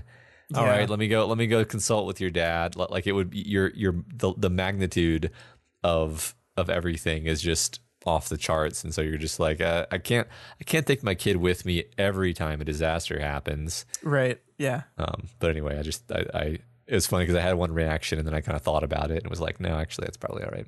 Yeah, I think you're right. I think like one of the thing that part you just read also establishes is just the mundanity of them, right? It reminds us of how part of everyone's lives the Endbringers were. The fact that a comedian is writing jokes about when the Endbringers come is just so routine and normal that it reminds you of this life that maybe these characters had a brief 2-year respite from this unstoppable fear that is around them at all times, and now it's back. Yeah. And it's back worse because the relief isn't there. Yeah. I just love this notion that comedians would be making jokes about the Endbringers because they totally would. Absolutely. Yeah, they would, but really, really bad form. Bad form. Yeah, right. So Preston texts, God damn it. I wrote it every time. Presley. Text. Why fix your script now? It's too late. No, it's not too late. No one will know. No one has to know. They're all going to know. Presley texts the team and gets a response that they're waiting and seeing. It didn't ease her worries exactly, but if Antares was replying, then things couldn't be that bad. Yeah. Presley loves superheroes, right? These superheroes specifically. And Victoria's reply, as minor as it was, represents doing what superheroes do best. It gives Presley hope. It doesn't ease her worries completely, but it gives her hope. It gives her courage. And not every human being in this story is going to be like Presley. I'm sure the anti-cape sentiment is out there, and we'll be using Dauntless in this event as just another example of these damn capes and their troublemaking and look what they're doing. And this is just another example of, but we have someone here who threw a small reply that Victoria did not have to give. Like, she's busy dealing with shit on her own, and this girl texts her just to ask what's up, and she responds. This small moment, the small choice makes this girl feel a little bit better. And that's what Victoria can do. That's what her group can do. That's what being a superhero can mean. And I think that's going to be so important to everything that happens, for the rest of this book, because that is the ideal our characters strive for. That's great. That's perfect. You've exactly expressed why this is important, why this character really should be at the top of this chapter. It's tempting to be like, she's not a parahuman, she's not important. Why do we care what's going on with Presley? And it's like, well, this is very important to what Victoria's trying to do. Yeah, I love it. Good point. So we skip then to our next character, and at this point, it's evident that we're jumping through a bunch of side characters who you might never expect to get their moment in the spotlight. So first it was Presley, and now it's Candy, who's using Darlene's power to help Lookout use her keyboard. Ouch. Yeah, it's the pain there. I know they're all sharing connections, so they can. Oh yeah, speaking of connections, everybody's got a lot of connections going on in this. It's almost like it's a theme or something. Almost like it's some kind of theme. Darlene and Chicken Little are also in the room. Aiden is sedated in the room with them, and Darlene is curled up by him in a mass of blankets. I just want to say, the book never, ever, ever describes what Aiden's face actually looked like. And I'm very thankful for that. Thank you, Wildbow, for holding that back, not doing that. We never see his face. Awesome. And yeah, I'm actually like really excited to see this group of kids like all just hanging out together. Even though some of them scare me a little bit, this group is very joyful. Yeah. That's interesting because they're terrifying also. But yeah, no, they're happy. It's good to see them. It's good to see them happy. Man. Yeah. They're swinging back and forth just like they always been. Yeah. Like, best friends. Death. Death. Yeah. Well, and this is, it's cool that we get to see inside Candy's head, because Candy's one of these characters who's kind of been foreboding. That's par for the course, but we see that she's got kind of a kernel of goodness herself. Okay, Candy said, help in, gripe out. When people were hurt, it was important to help those closer to the problem and the hurt, and any complaints were saved for those further from it than she was. It was a rule that Samuel's mom had imparted on them before her violent end. And this is sweet because, like, she also cares about helping people. Like, it wasn't necessarily an obvious part of her personality, but yeah, that's cool. Yeah, and this is a real strategy in psychology called ring theory. I think I saw someone posted about that on the subreddit as well. It's where you just basically draw like concentric rings around the source of the badness, and you send good in further down the rings, and you send all your complaining. Basically, you comfort the people that need to be comforted, that are worse off than you, and you gripe to the people that are slightly less worse off than you. And that's how focusing on care and griping goes the other way. Wow. So, it's a real thing. And I just love that, like, we've seen, like, these kids you feel so bad for these kids because this mom gave them this real psychological strategy because she cared about them, and she's in this terrible situation. It just makes you fucking hate Heartbreaker even more than you already did somehow. Right. I hope somebody kills him. Yeah, no, that's really cool. I've never heard that. It's funny. I saw the name of that post and I thought they were referring to the chiastic structure. Yeah, which makes sense when you're talking about a book that when you see ring theory. But yeah, like if you look at it drawing, it's like it's basically person that's the worst off in the middle, and then rings around them of each person who is a slightly less affected, and comfort in, shit out. It just seems like intuitive when you say it. It's like, surely that's how humans have been behaving for thousands of years, but it's cool to formalize it that way. Yeah, it's just a way of visualizing the idea of help people that need it, complain to take help from people that know you need it. Like that's basically it. Help in, gripe out. Easy to remember. Yeah. Yeah. Cool. So Candy is what she's doing is she's helping guide one of Lookout's camera drones to spy on Beaker, and they catch them chatting about Dinah and Contessa, among others. Which is just Wildbow just fucking with us. Because it's important because like we are establishing that the mayor and that group is discussing Dinah and Contessa, which is important information for us to know. But then it's like Kenzie's like, change this channel. It's like if something really important is happening on the news and you just change a channel away from it. Yeah.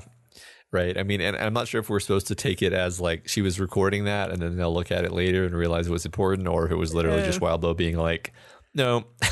It could be both. Could be both, yeah. So Candy broaches the topic of whether Lookout is romantically interested in Aiden, and Lookout, so more text because I just love goddamn everything about these chapters. We copy pasted a lot of text into our script this time. I'm going to say that's why it's so long. Yeah. Nothing else. Okay, sure. I'm being good, Lookout said, quiet, and I won't get in the way. I'm being good was the kind of thing that made far too much sense to Candy. She'd heard similar things from a lot of her siblings and cousins, which was their term for the sisters and brothers by another mother. She'd even heard the line about being good from some of their quirkier and more messed up, unpowered siblings. And I just love that so much. Just this idea of being able to convey, like, I'm going to make myself small and inoffensive, and I'm going to say I'm being good as the way of describing that. Yeah, it beautifully, quickly summarizes Kenzie in a way that Candy immediately understands her on a level that she hasn't before. Mm-hmm. This one simple moment, this one simple phrase that is so sad that she feels like she has to speak that way just out of experience. She gets her at a level that she never did before. And it's heartbreaking, but it's beautiful.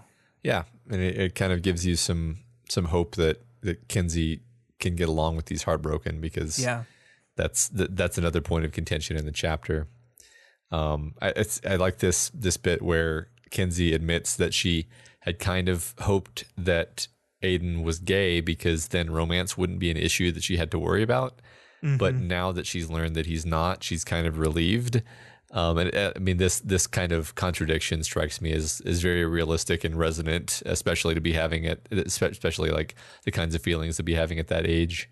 Yeah. I mean, you're kind of like just starting to have these kinds of feelings for the first time, right? Mm-hmm. And you just have no idea what to do with them. It's like this completely foreign new experience for you, mm-hmm. and it scares you a little bit. And so I think it's natural to like invent a reason why that doesn't matter. Yeah. But also to contradict yourself at the same time and be happy that reason, when that reason why is confirmed to be false. Yeah, there's absolutely two different parts of you that are in conflict and they want opposite things. Yeah, it is. It's perfect. I love it. I also want to point out in that little speech the most heartbreaking thing in the world, which is where she said, "I always thought maybe he liked boys, like one of Capricorn's brothers, or like my dad, like some people I knew do."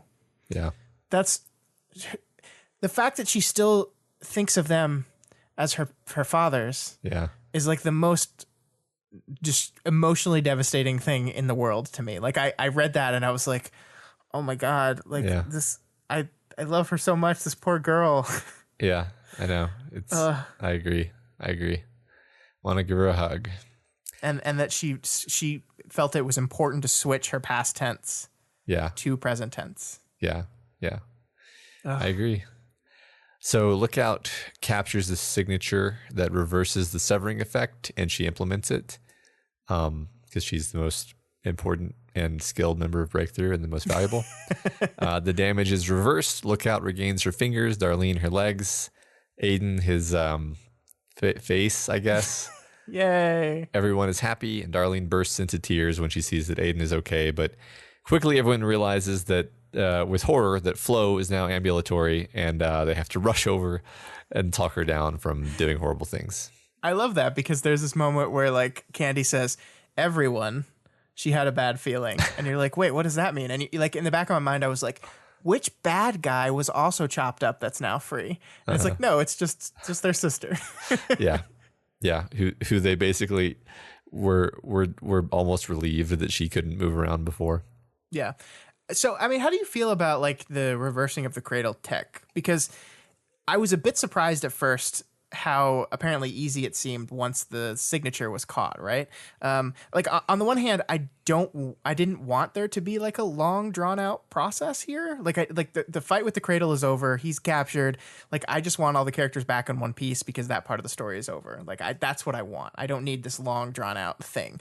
But I was just so surprised that it was just kind of so relatively simply done. She's just able to make it happen. And then it just works on everyone everywhere right away. Well, yeah, I mean, I was a little bit surprised that it was that easy, but or that fast, I should say. I mean, it wasn't that it was easy. It was that I guess what I'll say is that I think Wildbow has a great sense of when he needs to throw us a bone, and I think it would have actually been pretty anticlimactic and a little bit disappointing if the next chapter just started and everyone was fine and it was just like, oh yeah, we figured that out. So like it's nice and satisfying and emotional, especially like it's happening right in front of you. Darlene bursts into tears. It's great. And that wouldn't have worked if it weren't some kind of solution that could kind of be implemented suddenly. So I think just like storytelling wise, it works out better this way. I agree. And I think, I mean, one of the other reasons is we're not in Kenzie's head, right? We're in Candy's head, and Candy doesn't understand anything that's going on. Mm-hmm. So like I'm thinking in my head, well, what does this have to do with cameras? And it's like if we were in Kenzie's head, I'm sure she would have a completely succinct, logical way to explain exactly how she did this. Uh-huh. But I it's funny because I'm not really complaining, and I wouldn't want it to be the other way. Like I wouldn't want them to draw out the process of everyone repairing them. And I think you're right that just hopping to the next arc and everyone's better, I don't think that would be good either. So like I'm absolutely fine with the way it is. I just remember my first time reading it being like, oh, huh. Yeah. I think I liked it. Do we learn how the navigators are doing in this chapter? Like, is it mentioned? They say they're better and recovering. Okay. Is really all they say. Okay. Yeah. I couldn't remember. Okay, cool. Yeah. But Matt, you were just gonna skip over the most important revelation of this entire fucking chapter. Nay, this whole book. There is a cape named Fire Axe. What? I mean, who are they? What is their super? Is their power to? Is it an axe on fire? Well, I like that the text specifically informs us that the power must actually involve actual fire, because it sets off smoke alarms, rather than just being, say, an axe with like a red handle and red head. Look, the people want to know.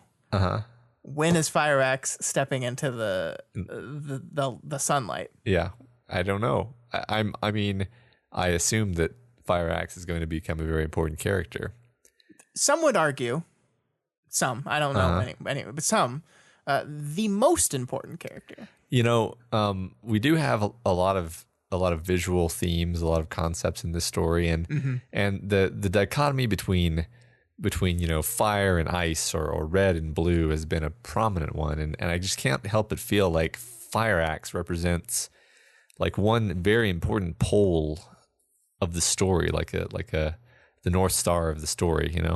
I think you're right. And in a story all about recovery, I think me recovering from my Fire Axe incident, the only way to do that really is to make a cape named Fire Axe, who is the best one in the world. Yeah, and so it's almost like I'm glad Fire Axe is going to rescue you by smashing through the door to the cell that you're trapped in with some kind of axe that is on fire. That is on fire, right? Okay, good. Not just a normal fire axe. Good. All right. Glad we solved the story. Yeah, we did it. There we go. And this section with Candy kind of wraps up with Lookout revealing with a characteristic smile that she might not be able to stay on the team because she keeps getting horrifically injured all the time. Candy suggests that the two of them, Darlene and Aiden, form their own team and contract out to Breakthrough and the Undersiders probably. Yeah, there's a lot to talk about here, I think, at the end. Like, I love that Candy is perceptive enough to pick up on how jarring Kenzie's smile is. She doesn't quite get it, but she definitely notices that there's something off about her smile. I think that like we spent a lot of this chapter kind of having Candy grow to understand Kenzie on a level that she hadn't before, and I think that's a perfect way of like encapsulating that is that Kenzie gives her typical inappropriate or not inappropriate but smile that doesn't mean happiness, and Candy's like, well, that was weird. Yeah, seems like the heartbroken might be uniquely poised to be able to understand Lookout and her issues. Right, which I think gets us to that moment at the end, right? Because Kenzie's smile goes away the second the idea of forming the group starts, right? It says, maybe Lookout said the smile dropping from her face could work. So this is something that she definitely would be into doing. And the question I have for you is that good? I see. That's the thing is I can, I think we may need a new word, Scott, because we have horror awesome. Okay. Okay. But I've noticed a trend that there's also horror wholesome, which is, that sounds like a great idea. The Heartbroken and Kenzie, like they have a lot in common and they could help each other with some of their issues, but also, oh my God, the Heartbroken and Kenzie together on the same team. Oh God. So yeah, I mean, we've had this love triangle blooming and putting them all together constantly seems like it would only exacerbate that situation. But yeah, I think it'd be funny. They'd probably have an adorable name. Yeah. It's kind of like what's already going on with the Heartbroken, except even more like elevated because now Kenzie's involved. So. And we close this part of the chapter with Chicken Large screeching as these thoughts of the team joining occurs to everyone. Yeah. And I in the back of my head, I'm like, is that like a screech of warning? Like, no, don't fucking do it. No, it's a screech of triumph. I'm fucking psyched. Every time eagles screech, it's out of triumph. I see. Yeah, they don't have any other emotions, actually. Yeah. So it's science. Yeah, so that wraps up the Candy point of view.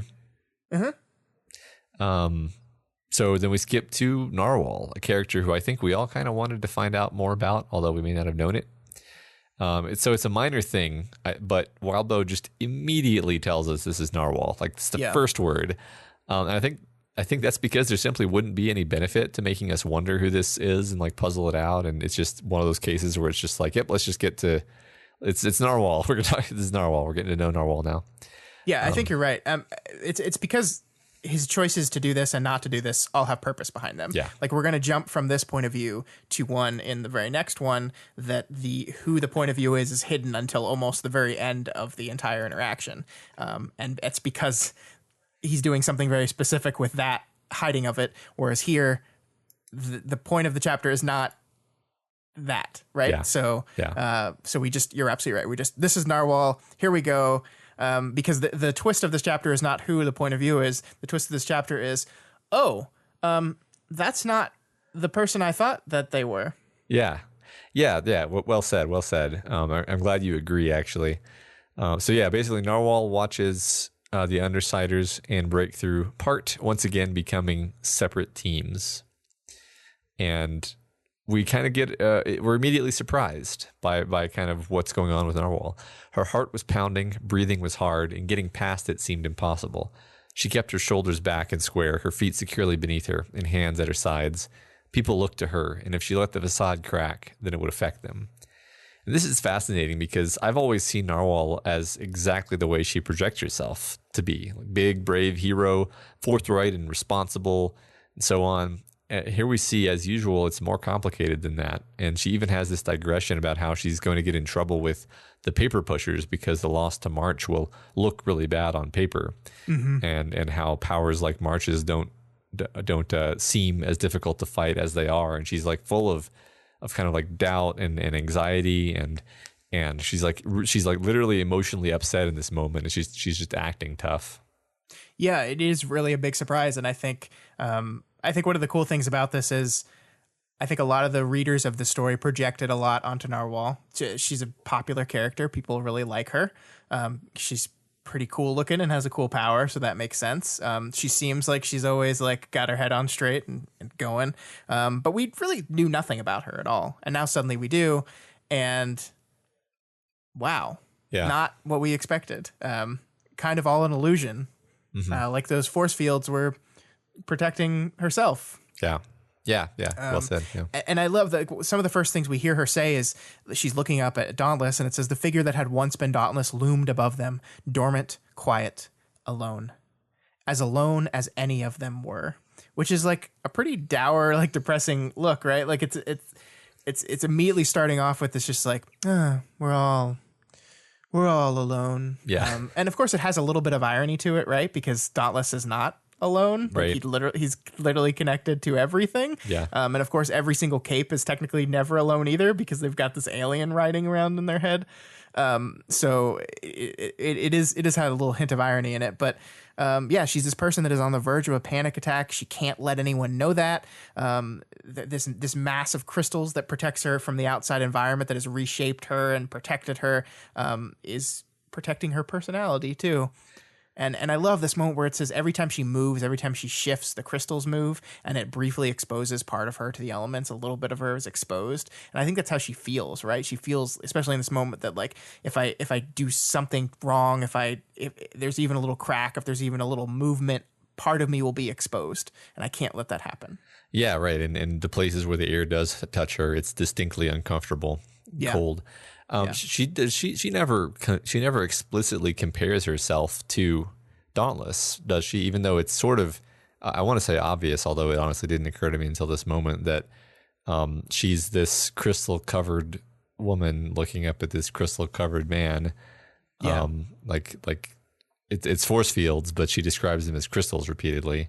Yeah. So she doesn't know. But I think it is interesting that how often crystalline structures repeat with these shards. Yeah, right. right. They seem to like those crystal structures. Yeah, and crystals split light and refract it. Yeah, they do that. They do. So this is interesting. Weld had arrived. He was the kind of young man she would have drafted to any of her teams at any point. Driven, conscientious, kind, and just wounded enough that there was something to look after, where she would have him under her wing without feeling like his talents weren't being wasted leading a team elsewhere. So that's just a little bit fucked up, huh? Just a little? Yeah, it's certainly not great. I mean, she starts off by saying nice things about him, right? Yeah. Before she goes to, yay, he's fucked up. That's good for me. It's interesting. Yeah. It's kind of like a reverse open-faced compliment sandwich.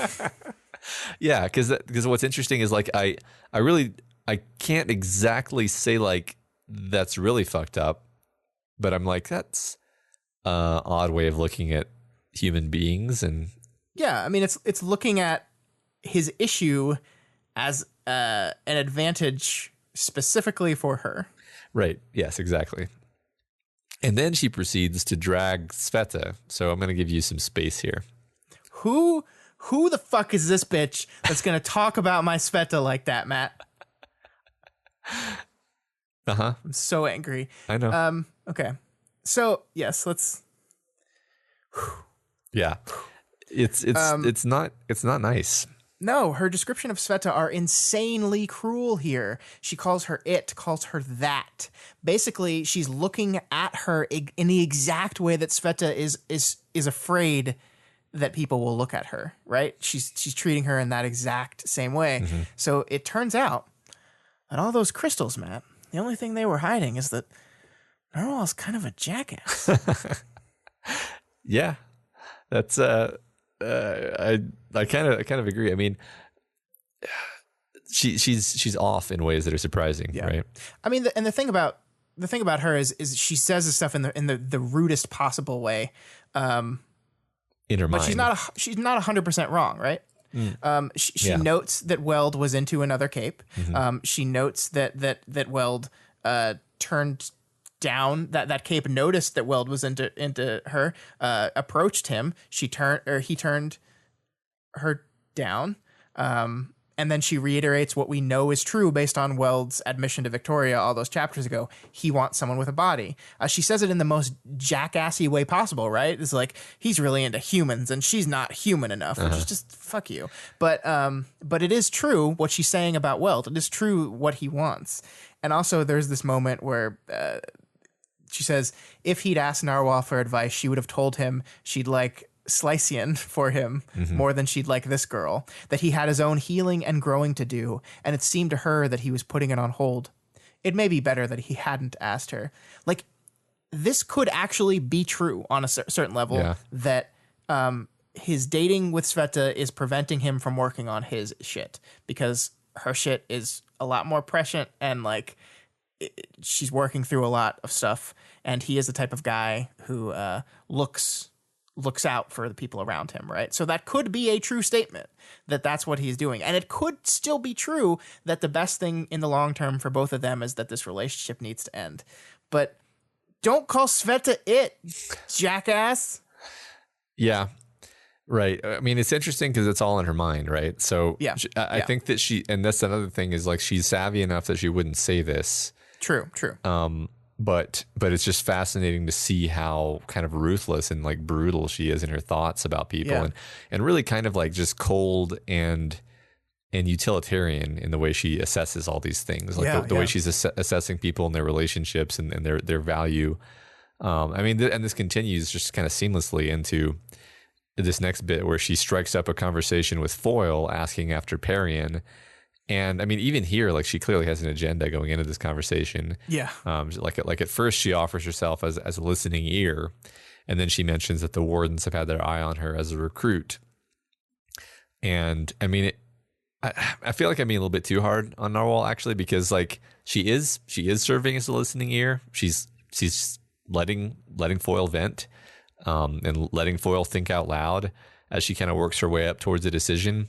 And Foyle, you know, for her part, she's thinking like, I can't let this continue. I can't let March persist as a threat to my peace of mind and to the lives of my loved ones. And Narwhal is actually just trying to be like, you know, don't go after March because she's really dangerous. Yeah. She just beat a lot of us and killed a bunch of people. But ultimately she fails to convince her, I think largely because she isn't quite able to tune into Foyle's wavelength. Like, it's yet again, Narwhal, I think here she actually has kind of the best intentions, but she doesn't connect. She doesn't connect, to use that word again, doesn't connect to Foyle. She fumbles the approach of this whole argument. You're absolutely right. She does not connect to her, because like her whole thing is like, to Narwhal, it's like, if you choose not to go, like, if it's like, oh, you're afraid of going home, you're afraid of having to see Parian again, and that's not it. That's not really what's going through Foyle's mind right now. Right. Narwhal, I love the part about like, you're acting like I'm an alcoholic, because I took one drink, like, because I was never an alcoholic before, and I took one drink in 6 months, and suddenly you think that just because I want to finish this, that I'm an alcoholic. And it's like, it is very kind of presumptuous on Narwhal's part. But again, she's not 100% wrong either, because Foyle is obviously like at this point where she's like really, really driven to finish this and put herself in danger to finish it. Yeah. But Narwhal is off on her, because like it's less I am addicted to the fight. Like one thing we know about Foyle from before, and that is confirmed here again, is that she kind of wants to quit this. She doesn't want to do this anymore. Everyone says it's going to get better. You get used to it. It gets easier. It's not getting easier for her. It's not getting better. It's getting worse and worse and worse. And she wants to be done. She doesn't want to do this anymore. But she can't do that yet. She can't quit with March still out there, and she knows it. And she can't go back to her relationship. She can't go back to her normal life with this looming threat out there anymore. And you're absolutely right. That is not what Narwhal is assuming here. Yeah. And again, just to maybe slightly backpedal on my being hard on Narwhal, like she doesn't want Foyle to go get herself killed, but she's just, right. it's her ineptness, basically, with human things that makes her kind of fail to be persuasive. And that's kind of the overall sentiment that I get from Narwhal's point of view, is that she's just not quite tuned into the human wavelength anymore. Yeah, I think you're right. And yeah, like I'm not going to sit here and say that she's a terrible, terrible person. I think the stuff that she thought about Sveta was legitimately awful.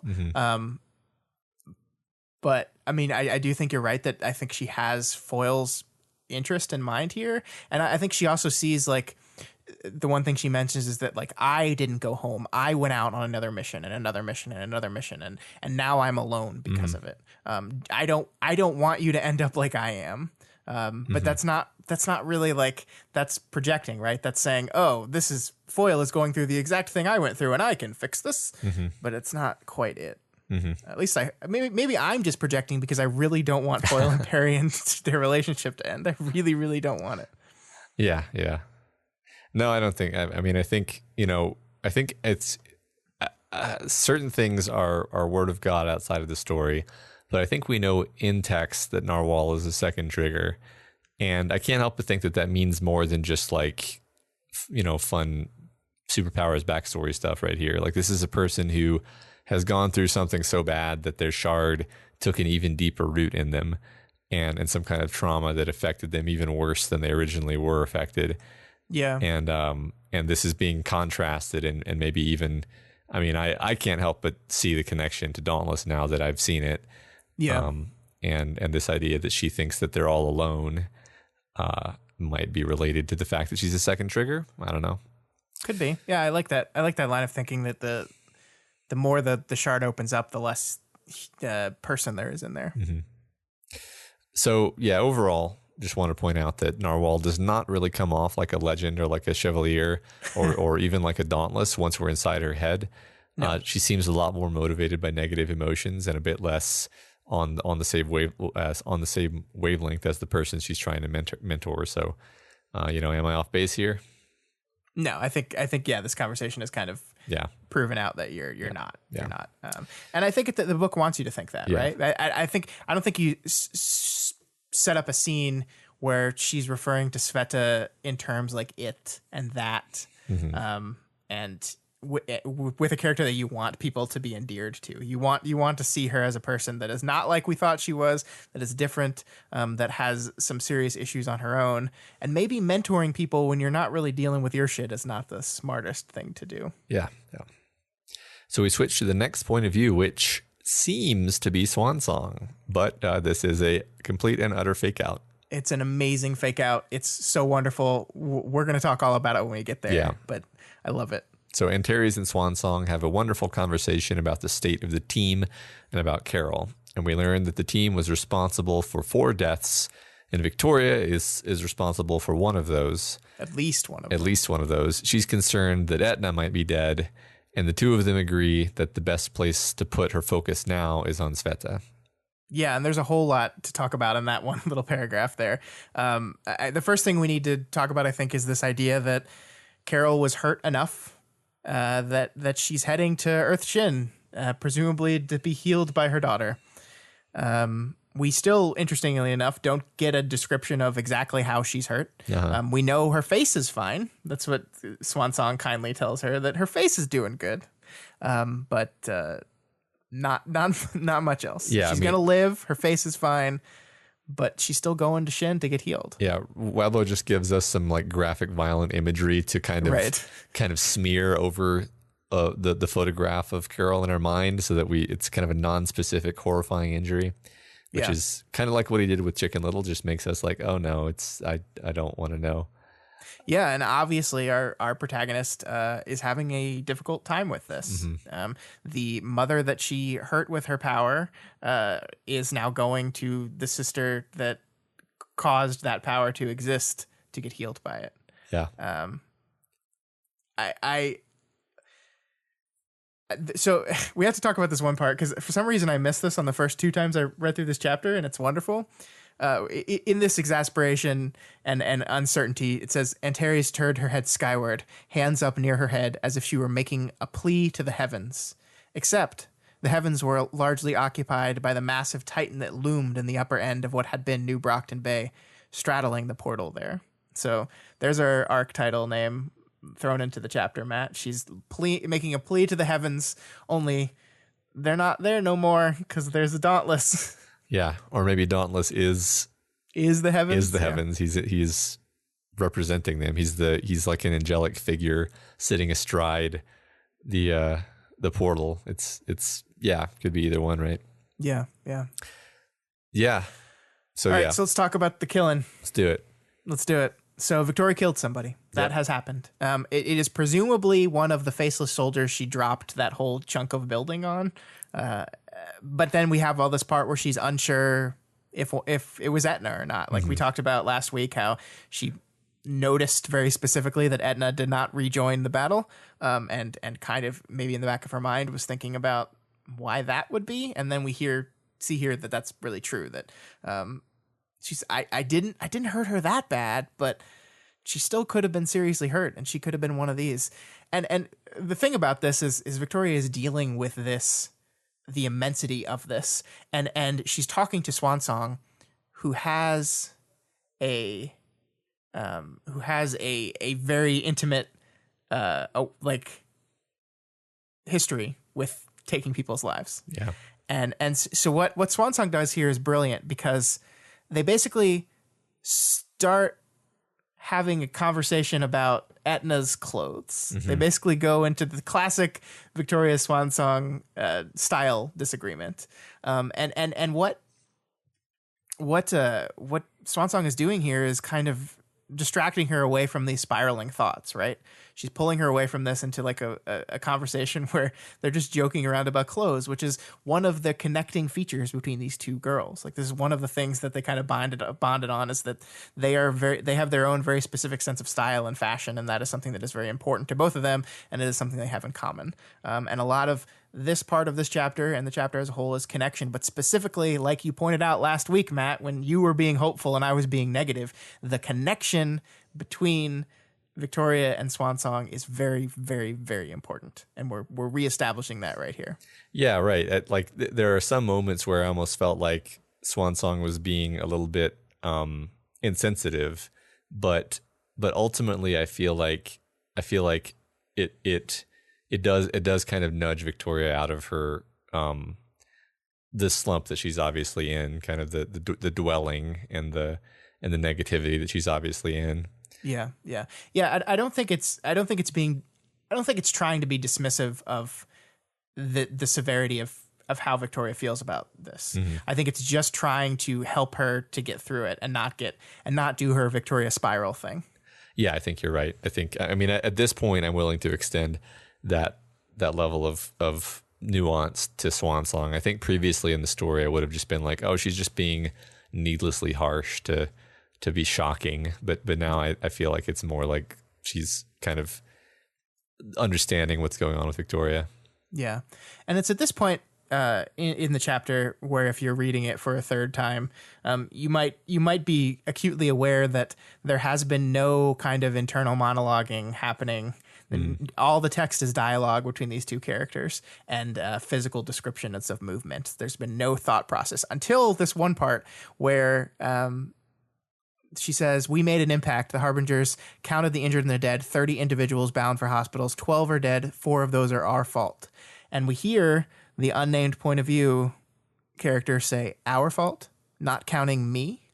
And we don't know who that is, right? We still, but the book kind of wants us to think we're in Swansong's head right now. So you're immediately like, wait, that doesn't make sense. Right. Yeah. You're thrown off for a second. And I think that's a good timing, because it doesn't wait too much longer before it kind of tells us. Yeah. Yeah. So like, I think, so I'll just read this bit first. "I'm happier than I was a year ago," Swansong said. "So is Lookout. She's not with her parents anymore. So is Precipice, I think." And then Victoria asks, "Sveta?" And Swansong says, "Work on that. Focus on that." So, well, we don't have to do our discussion question anymore. Yep. I think the book just answered which of Breakthrough is the worse off. I think you're right. And there's this wonderful moment where Swansong says, when pointing out that Sveta has weld at least, and you're just like, "Ee." And Victoria is too. She's like, Oh yeah, yeah, yeah, unsmiling, like yeah, yeah. right. I could just imagine her exact tone and expression doing that. Like, yep. Yeah, but again, I love this. This is Swansong saying to Victoria, "Look, I know you're gonna spiral about these people you killed, but they were dumb. They, like, idiots get killed, right? That's like something she said, like, do stupid things, get stupid results, or something to that effect. And so she's trying to focus her on the things that matter now. Which is not to say you shouldn't feel bad for having to take someone's life, but you shouldn't let that be all encompassing to where you do a Victoria spiral. So she's saying, look, focus on the things that matter. Sveta needs you. She's going to need you more. She's going to need you a lot here pretty soon because this weld stuff is going to spill over here pretty soon. So focus on that. Don't focus on the faces of the people you killed. Don't focus on putting Etna's face on the body of someone you think you killed. You can't live there. Don't focus on your mom hanging out with your sister. Focus on the things you can change. Focus on the things you can do. Focus on your friend. Yeah.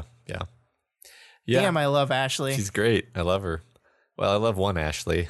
Yeah, true. Because now, Damsel, the true point of view of this section, approaches and tells Swansong that she's leaving. And Swansong sort of half-heartedly tries to tell her to stay or ask her to stay. Yeah. And it doesn't work. So, okay, let's talk about this, forever. Because... Yeah. So the choice was made here to do this from Damsel's point of view, and this does a whole lot of things. But not only was the choice made to make this from Damsel's point of view, but the choice was made to hide that fact until this moment. This is the moment we declare we are actually in Damsel's head. And I think the reason we did that is because it allows us to really accentuate Damsel's exclusion here. Like we talk about connections again. She's not connected to any of these people. And so she's not involved in this conversation. She's not in the circle. She's not in the group. She's an outside observer. She's standing off to the side, listening to this stuff happen, and she's not a part of it.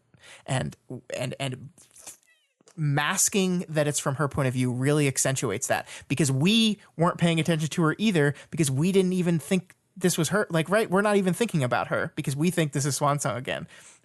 We, the reader, are paying attention to Damsel just as much as any of their characters are, and that is none. Yeah. And she's outside of the circle of our concern.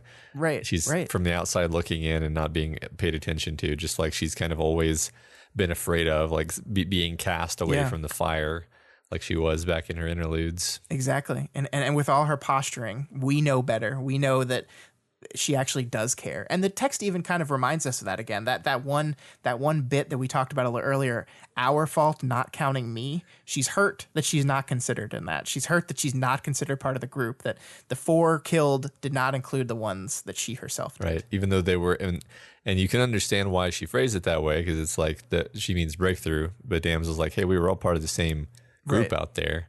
Right. And the this concept is made into like a visual metaphor here at the very end of this section, where Damsel's becoming increasingly agitated, and Narwhal steps in with a force field, kind of separating Damsel and Victoria and Swansong on the other side. Yeah. The material, like a crudely cut piece of crystal or thick glass with the edges chipped to a razor edge, bearing a rainbow sheen. She stared into it and through it, and the reflection was distorted. If it wasn't for the fact that the face she saw was standing alone, she could have thought that she were looking through at her wretched sister. She scoffed and turned her back on the scene. I love this so much. I was so happy when I read this. It's a perfect visual encapsulation of everything, right? This barrier between her and her sister. And she's alone. Like, I love even how the text accentuates this. A force field appeared between Damsel and the pair, right? Yeah. We've automatically, Victoria and Swansong are a pair. Mm-hmm. Damsel is herself, and everything in that this whole paragraph really accentuates that fact with this beautiful imagery, the reference to the pair. It's kind of tragic in a way, right? Because like you see that damsel, like through Ashley, you see that there could be a better way, that there could be a way that you're happier and healthier and not alone again. Ashley made choices that have led her to the people she's friends with, and the connection she's had, and the fact that she is a pair, the fact that she is not alone on the one side of that force field. Damsel chose not to. Yeah. And it's so sad. And we talked last week about how you were very positive about Swansong. You were pretty convinced that because of her relationships with people, because of her relationships with Kenzie and with Victoria, that she doesn't care about the same things anymore. And I was wanting you to be right, but I was, in the back of my mind, I was a little worried. And I think what this is doing is confirming that you were absolutely right, that what they want and they're just totally different people now. Yeah. Which is not to say that Ashley Swansong does not have issues anymore. She absolutely will be struggling with these things for the rest of her life, probably. But she has found strength in her community, in her team, in her group. She has found a spot at that fire. Mm-hmm. And Damsel, through her choices, is kicked out once again. Yeah, I think it's fair to say that it's a recurring theme in the story that it's almost exclusively the characters who repeatedly double down on their bullshit, who end up getting the bad outcomes. Like if they're willing to accept a hand that is offered to them, usually like in this story, that results in a kind of slow and painful upward spiral where eventually they look back over the course of their progress in the story, or we look back over the course of their progress in the story and say, wow, they've really come a long way. And it all stemmed from that one instance of them kind of reaching out for help, reaching for some kind of connection with someone, basically just asking for a second chance. Yeah. And the characters like, I guess, Cradle and Damsel, I could probably think of some others, are the ones who are just Love lost in kind of a way. Love too. lost, yeah, certainly. Are the ones who double down on it consistently until it's essentially too late. And it's only too late because they've become the kind of person who would now just never reach out for help. Yeah. Yeah, I mean, that's very true, because even in this moment, it's not too late for Damsel. Yeah. She just chooses to make it so. Right. Exactly. So we end off with Damsel and we move on to our final point of view of this chapter. Mm-hmm. Which is Tori. Tori and March are having their sexy time interrupted by the arrival of Foil. Don't know how much time has passed, but I like that I like that. I don't know. I felt like when Foil was going to go off to kill March, I was like, well, I guess that's going to be next arc. We're going to have the right. whole Foil goes after March. It's like, nope, she's right here now, already outside. And anyway, yeah, March's power tells her that Foil and then the dog are coming, and she anticipates that her reinforcements will be arriving shortly to help deal with her. I was kind of off put by the fact that like they're just chilling in bed after doing it. Because the last time we saw her, she just killed a character we loved and just unleashed this horrible thing and has completely changed the world now. And then like we see her again and she's just chilling in the bed, and it's just like, fuck you. Yeah, sure. I mean, it basically it's all just there to make you kind of like hate this person. I mean, I already hate her, and now I see she's just like enjoying a lazy sexy morning with her girlfriend, and you're just like, you don't deserve anything good. But right. I think you're right there. Yeah, and I really like that we're in Tori's point of view here as well. Because Tori is someone that sees a side of March that none of us are interested in seeing because we hate her. And I think that is accentuated by the fact that Tori still calls her May, right? Yeah. Once I went back to 12.z and kind of just perused through it to see, and really once May adopts the March persona, she really doesn't in her interlude refer to herself as May anymore. Mm-hmm. She is March. But we have Tori, this person here who who still sees a difference between May the person and March the cape. And I think that's really important because like it's just an interesting perspective on this character that we all hate so much.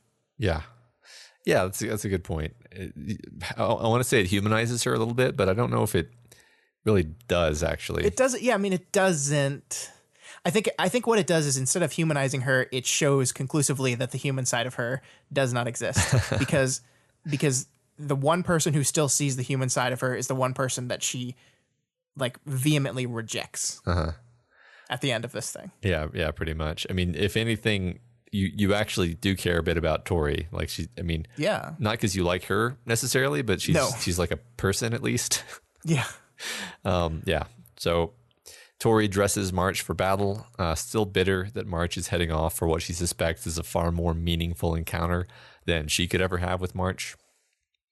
Tori, kind of in a kind of a fit of irritation and frustration, demands that March take this fight seriously and that she kill Foil, not just mess with her, or Tori will walk away.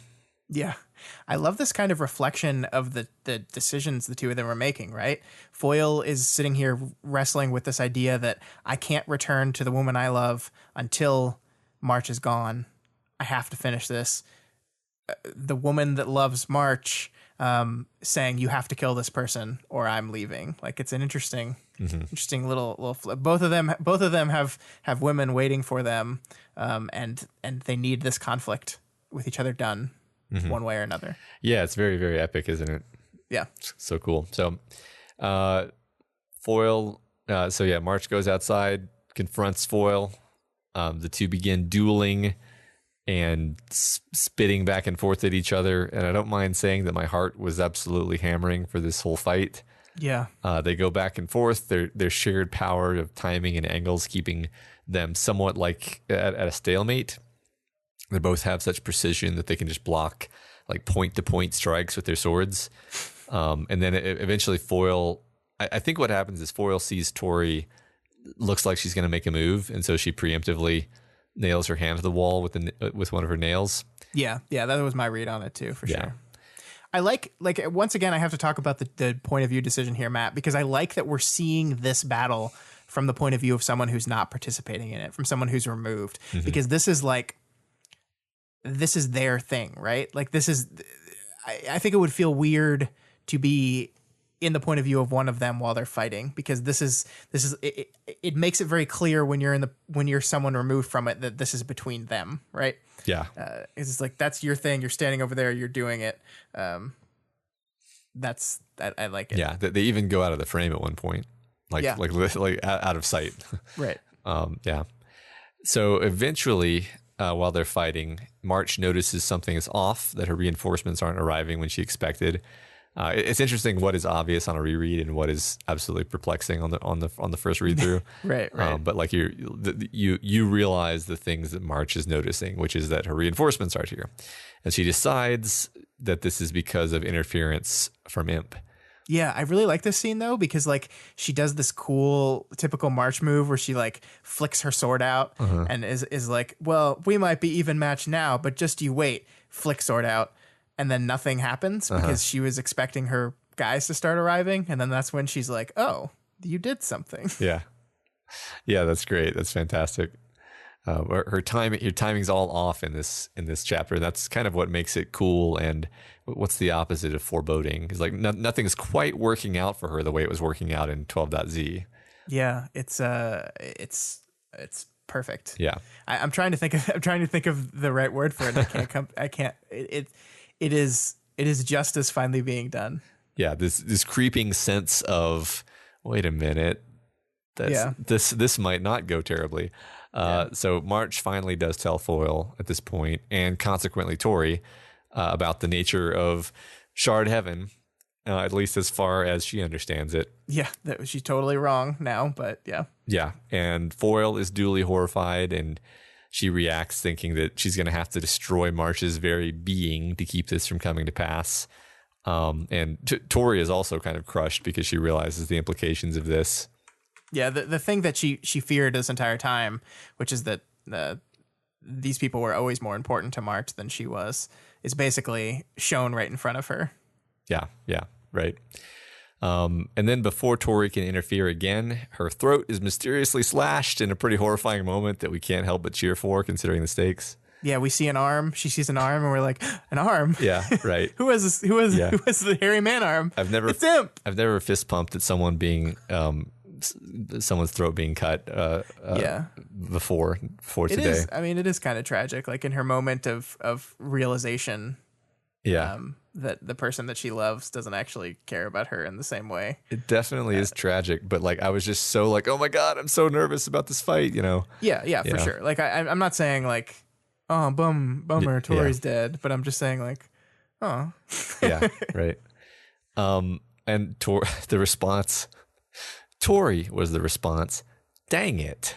That's such a perfect March response. March is so like blasé about everything. Yeah.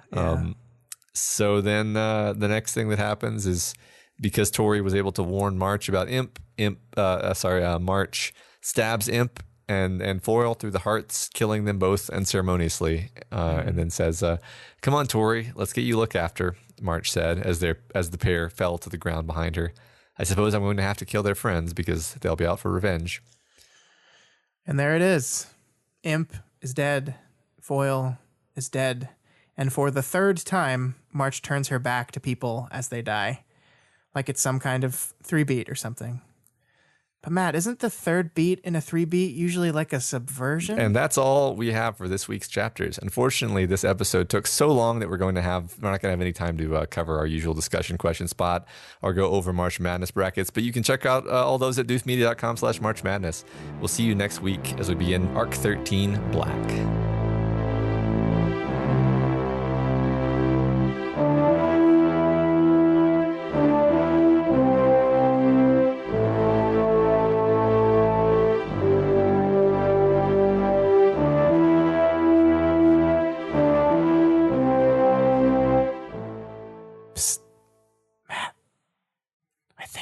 I think there's more of the chapter. Oh, shit. Scroll down the script, Matt. Oh, my goodness. I wrote more script. Way to sell it. Way to sell it, buddy. So Tori briefly comes back to her senses and sees that the two women have stood up again. March realizes that another player is involved, someone who distorted the space of the battlefield, resulting in the delay of her reinforcements. It can't be. It can't be. From a distant Vista manipulates the length of March's rapier, rendering it almost inert as a weapon, giving Foil the chance to stab her through the heart. And Foil takes the chance and then spits on the body of her nemesis.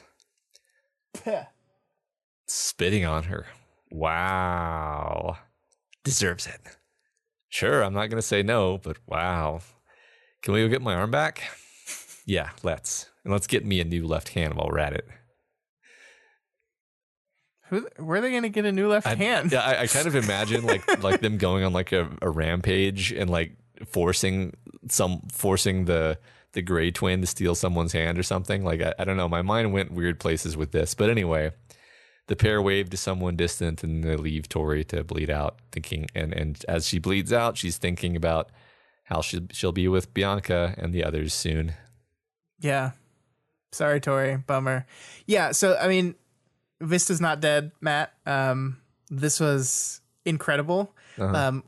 We have to talk about the moment where March said if she were smart, she'd stay from a distance and set a trap, and then there'd be no way I could get out of it. But she's a stupid teenager that uses her power like an adolescent, right? Right. She doesn't focus enough on the quiet parts of her power. She wants everything to. She thinks the most impressive part is when she's been using her power for a while, not the weird stuff that happens while she's using it. And I mean, clearly she's just wrong. Like, and it's her undoing. She's wrong. Yep. She misses what Vista actually does when they're fighting, and turns her back on her because that's the kind of arrogant person she is. Doesn't realize what's happened. And yeah, it all comes together perfectly. I mean, yeah, I don't know.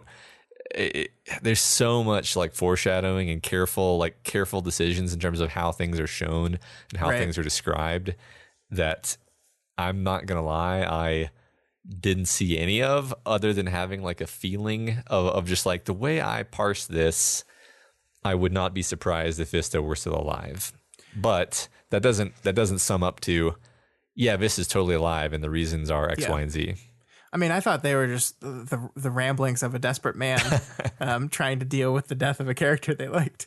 But yeah, I mean, like this, it's really cool. And I mean, I feel like it's earned because a lot of, like, I have trouble in narrative sometimes when like death is cheated, like when someone dies and they dies for a certain effect and then the story kind of undoes that. Walking Dead is a show I used to watch and ditched because they did that all the time and I can't stand it. Yeah. But I think this is earned in a very, very specific way because the reason why this happened is because of a specific failure within March, with overconfidence in her abilities, lack of understanding of other people, show offiness. All this stuff leads to her undoing. In a wonderfully earned way, and I think that's why this works for me. I think it's inventive. I love the way the structure of it. Right, the fake out. Like I bought into it. I really did. I thought characters were dead. There we go. March is going to win again. My first thought was, oh, everyone's going to be so pissed about this.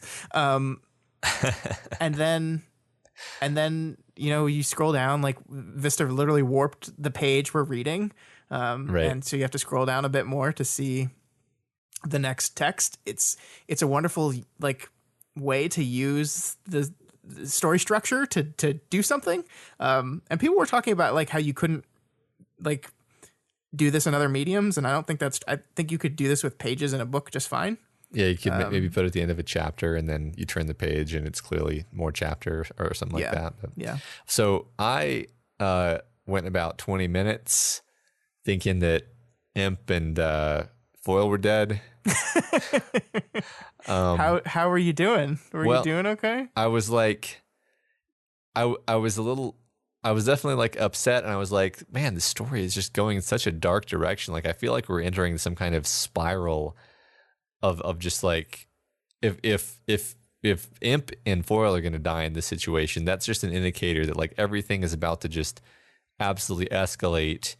And all of the dying at the end of the last chapter was just like a little foretaste of what's to come. And yeah, and I was also just kind of upset about those specific deaths because I was like, that's just such a shitty way for Imp to go out. That's just really like, and then I told my brother that I finished, and he's like, oh yeah, and then he said something, and I was like, what is that? What are you talking about? And whatever he said, it wasn't spoilery enough where I was spoiled, but I was like, what the hell are you talking about? And then he was like, oh, go finish the chapter. So I think it's fun because basically everyone had a different experience of the chapter, because some people, you probably went like 12 seconds. Yeah, well, like I think like 5 people tweeted at me, Scott, scroll down, like immediately. So yeah, right. There was probably like a 5-second window where I believed that this was the end of the chapter. But I mean, yeah, I don't know. Like, I don't think that matters. I think I enjoyed it just as much had I caught it myself. Yeah. It's fun. It's a fun way of doing things.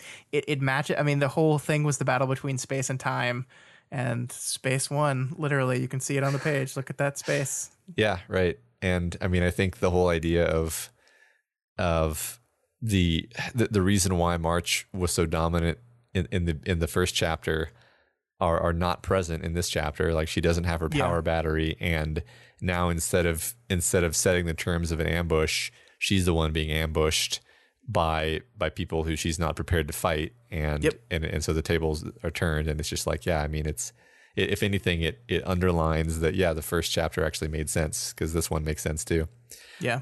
Also, we see her arms hurt, so her arms hurt, right? There you go, people. Yeah. So her arm got shot. So March came in like a lion, and now she's going out like a lamb,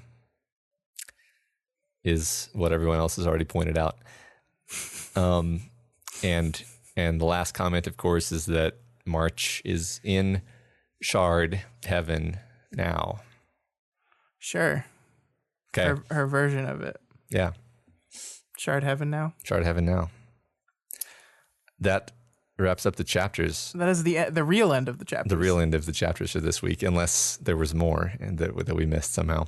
No, I scrolled all the way down. It's just a bunch of comments. Okay. So the name game for this week, Addison. What does that mean, Scott? Addison means son of Adam, which is a very interesting thing considering that Dauntless debatably just turned into a god. Yeah. Yeah, that's really interesting. Yeah. We'll see what comes of that, but I think that's definitely intentional. Yeah. So the discussion question for this week, for last week was Breakthrough is in bad shape. Who is currently in the worst place? So we have to admit that the text kind of answered this question for us. Yeah.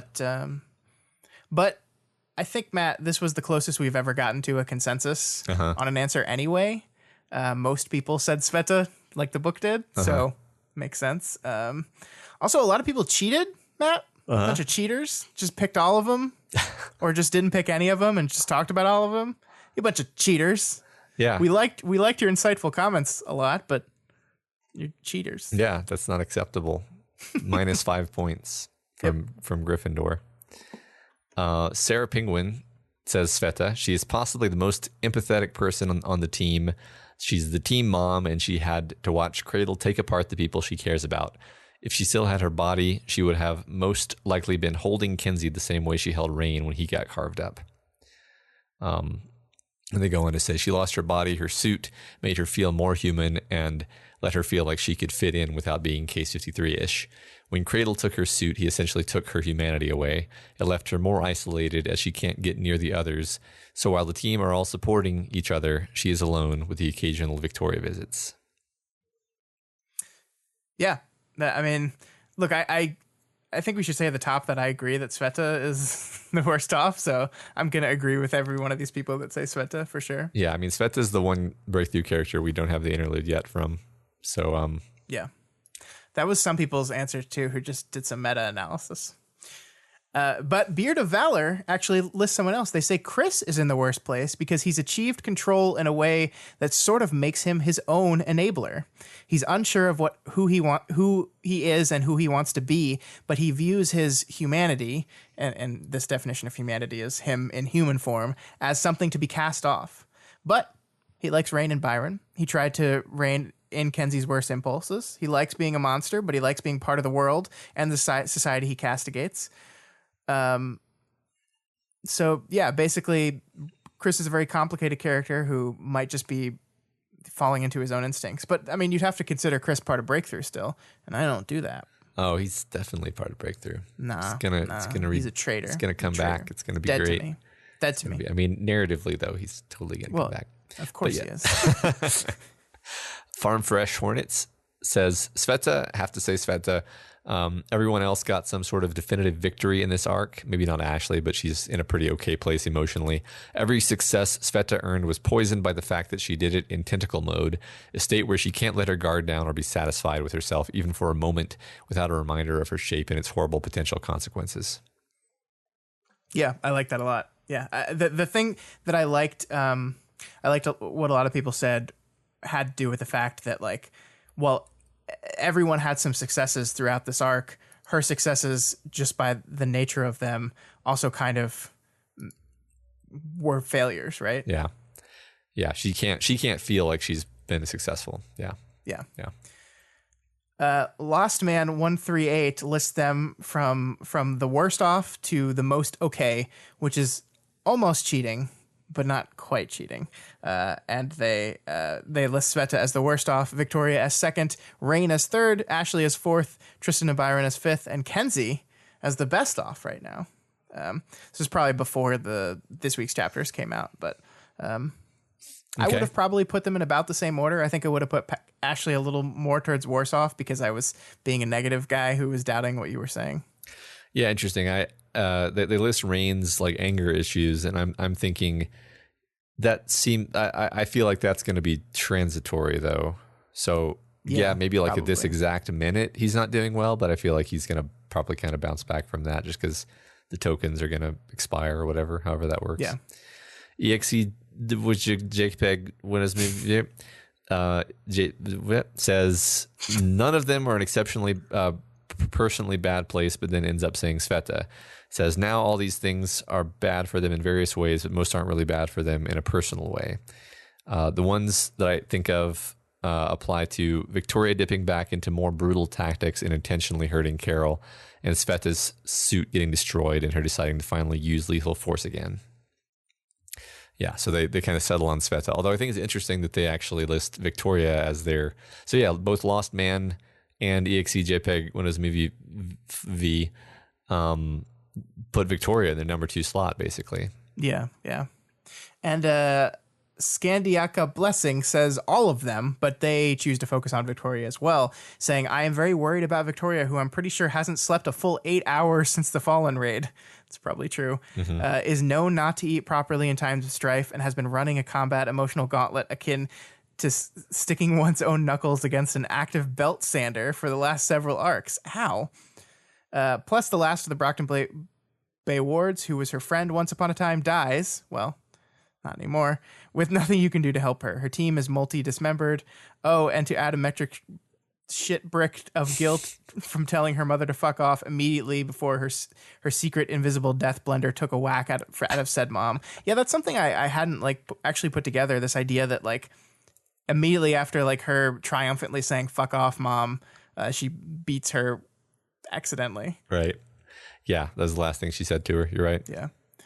The last thing they say is, much like Taylor was Our Lady of Perpetual Escalation, it seems like Victoria is Our Lady of Perpetual Exasperation.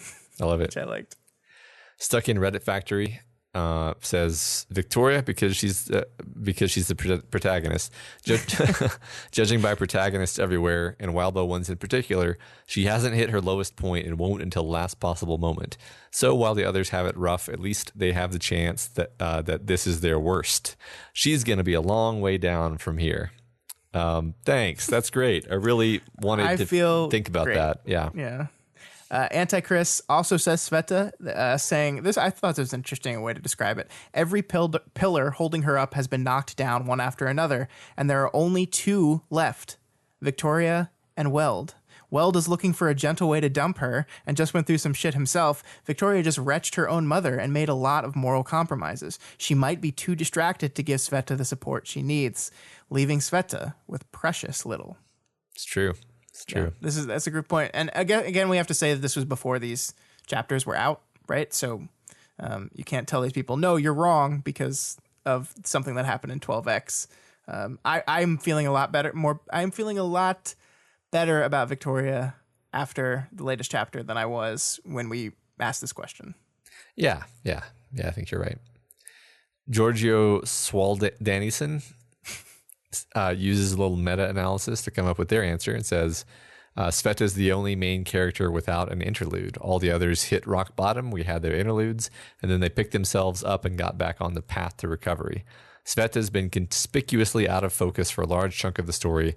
It'd be weird if after so much time building up her issues and giving her more and more focus these last few arcs, someone stole the suffering spotlight from her. Yeah. I agree with that meta reasoning too. I think if anything, I've repeatedly predicted that we would be getting a Sveta arc, and it's, if anything, only more foreboding that we basically put it off and we didn't get a breakthrough interlude this arc. Yeah. Wow. Yeah, that's true. So, oh boy. Raulrider has a very number man-esque rating system to this whole thing, from 1 to 13. And using this rating system, they conclude as follows. Victoria is the worst off if her mom is dead, which she isn't. Or Ashley, if she's coping with the insubordination from Slashley the way I'm expecting, which turns out she's not. But Sveta is about to be the worst off. And this is judging on the upcoming breakup, of course. Yes, I enjoy the Boolean logic of this answer. Yes. Peta Enigma says Byron and Tristan are fucked up, but once they're fixed, Tristan submitted to Byron completely, and Byron rewarded that. Kinsey managed to be instrumental in saving the day. Ashley was injured, but will get better.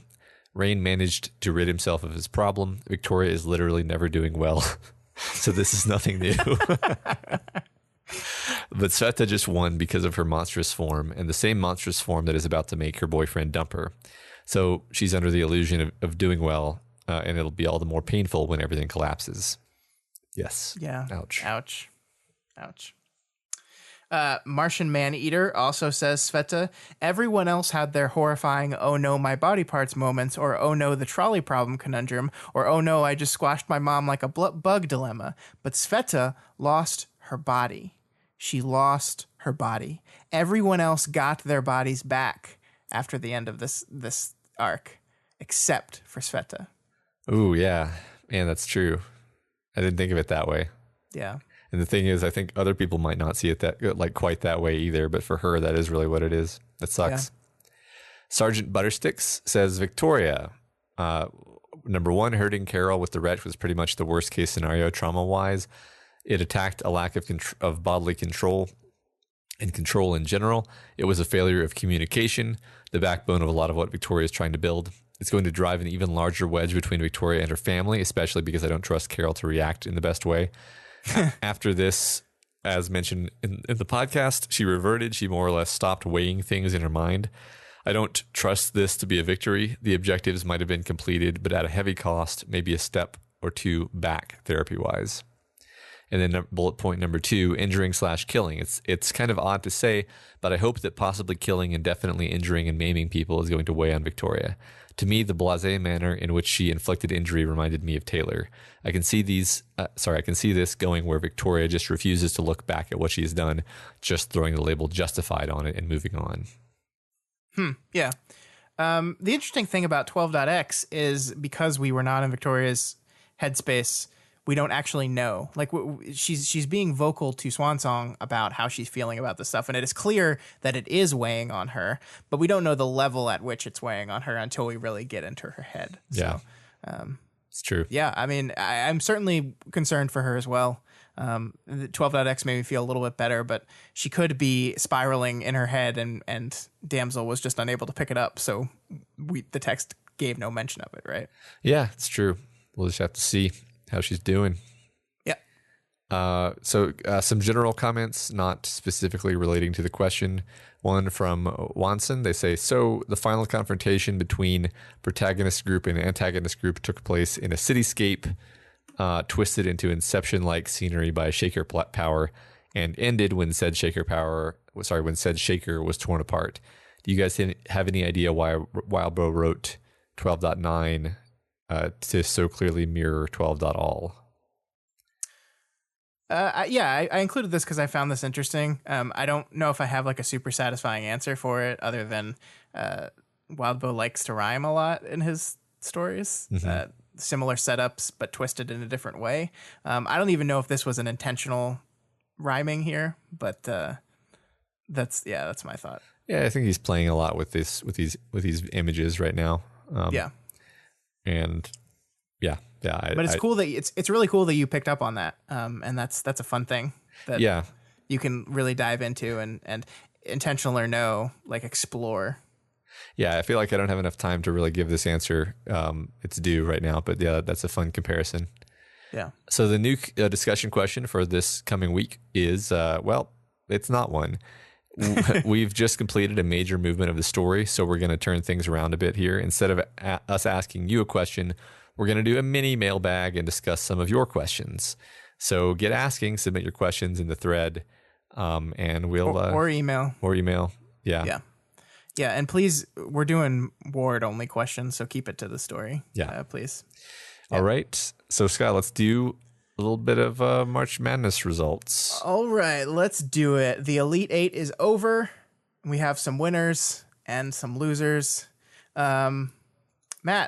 Yep. It was a rough day for people not number one seeds in their brackets. None of these matches were close. Wow. So let's jump into the first one. The first of the Elite Eight was Skitter versus Clockblocker. Some of the comments here, we have Since that says, I love them both. I want them both to win, but I know the Taylor has the best chances, so I have to vote for my boy Dennis. Miko says there's a reason he has spiders in his nightmares. Taylor all the way. We got some more time snatch references here. And Todd says, I'd rather have a beer with Cloxy. I mean, the interesting thing about this is, again, it seems like most of the comments were for people that voted for Clockblocker. But the results of the poll don't bear that out because Taylor won 81 to 19%. It's devastating. That's pretty crushing. Sorry. Taylor advances to the final four. Sorry, Dennis.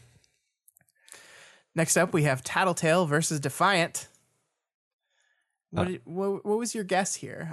I'm wondering. I mean, I think of Tattletale as being very popular, so I would have guessed in her favor, I think. I think, didn't we both vote for Defiant, actually? We did. Yeah. We did. But no, Tattletale takes it with about 67% of the vote.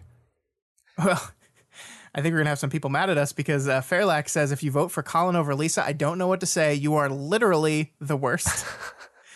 Sorry.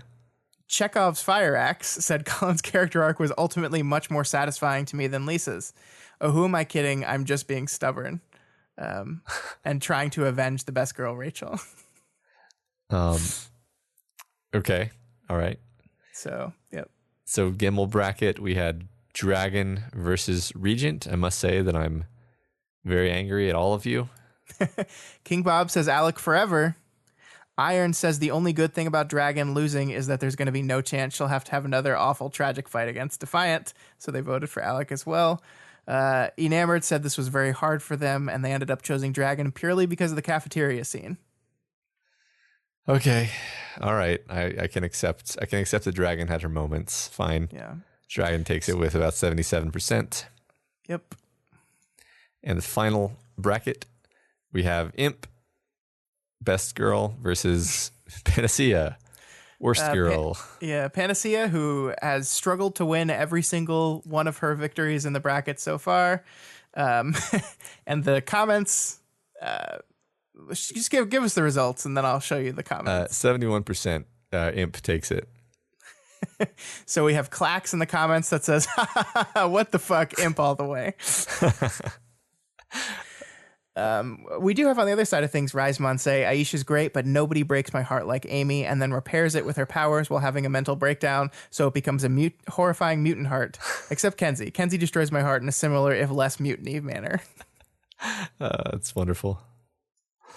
Kachorchu says, I just listened to We've Got Worm episodes for Arc 12 and 13, and if it wasn't for just reliving Amy's pivotal moments, there's no way I'd have voted against Aisha. But yeah, as you said, Panacea is destroyed and Imp takes it. Yeah, I was noticing the other day that my attitude toward these characters really shifts based on kind of almost like my mood or like how I'm thinking about the story. Because that's true. Like Panacea is a great character. It's just I think I can love Imp from a wider variety of mind states. So yeah. So basically, the final four are 3 Undersiders and Dragon. Yeah, not terribly surprising, I don't think. These are all our number 1 seeds in the final four, but for the first time, the number 1 seeds have to fight each other. So it's going to be very interesting. I'm fairly confident in how one of these matches is going to turn out. I am not as confident in how the other is going to turn out. Yeah, this is incredibly hard. This is just so hard. So first up, we have Skitter versus Dragon. Who do you got, Matt? I think I'm going to go with Skitter. I love Taylor as a character. I think she's an incredibly good protagonist. Just endlessly rewarding to think about. You could almost do like an entire deep reading sort of like podcast analysis on her character arc if you were inclined to. You could probably do that. And Dragon. You'd probably be wrong though. Well, you'd be mean to her, I think. Yeah, you'd probably be overly mean to her. That's true. But I mean, Dragon's a great character, but I'm just like I just have to go with Taylor. I like Dragon. I think the most interesting part of Dragon to me is how she interacts with and brings about change in Defiant. Which is not anything against Dragon. I think she's great, but I find Defiant the more interesting of those two characters, and her interest to me is mostly in relation to him. So this was not a difficult decision for me at all. Okay. All right, number 2. Tattletale versus Imp. What do you? I'm gonna make you go first on this one because this one's impossible. Tattletale versus Imp. I don't know. Part of me wants to be a spoiler because Tattletale, I think, is the favorite here. Maybe I'm really not sure. I think I'm gonna go for Imp. Okay, I kind of made up my. Go ahead. What was your reasoning? I just find Imp's arc, like, I like Tattletale as a character. She's a really complex character, but she's not done yet. We don't have a clear, like, I can't look at her arc in Worm and say, yes, that was nice. That was satisfying. Yeah. Whereas I can absolutely 100% do that with Imp. And we don't even know. I mean, both are still characters in Ward and are changing characters in the story, but I still don't have a clear map in my head of where Tattletale's going to end up. And it feels like to conclude on these characters, I need that. And so I'm going with Imp. I feel like I'm breaking a unwritten rule of this March's Madness thing because I had kind of made up my mind for Tattletale before you said that. Under my rule that basically, I feel like Worm wouldn't be Worm without Tattletale. True. But then you kind of put it that way, and I'm like, well, I also think that Worm wouldn't quite be Worm without Imp because she brings some comic relief, which is much needed in some cases, and also quite a lot of heart in a lot of places. Yeah. I mean, both these characters are ones that have kind of pledged themselves to carry forth Taylor's legacy, which I find delightful.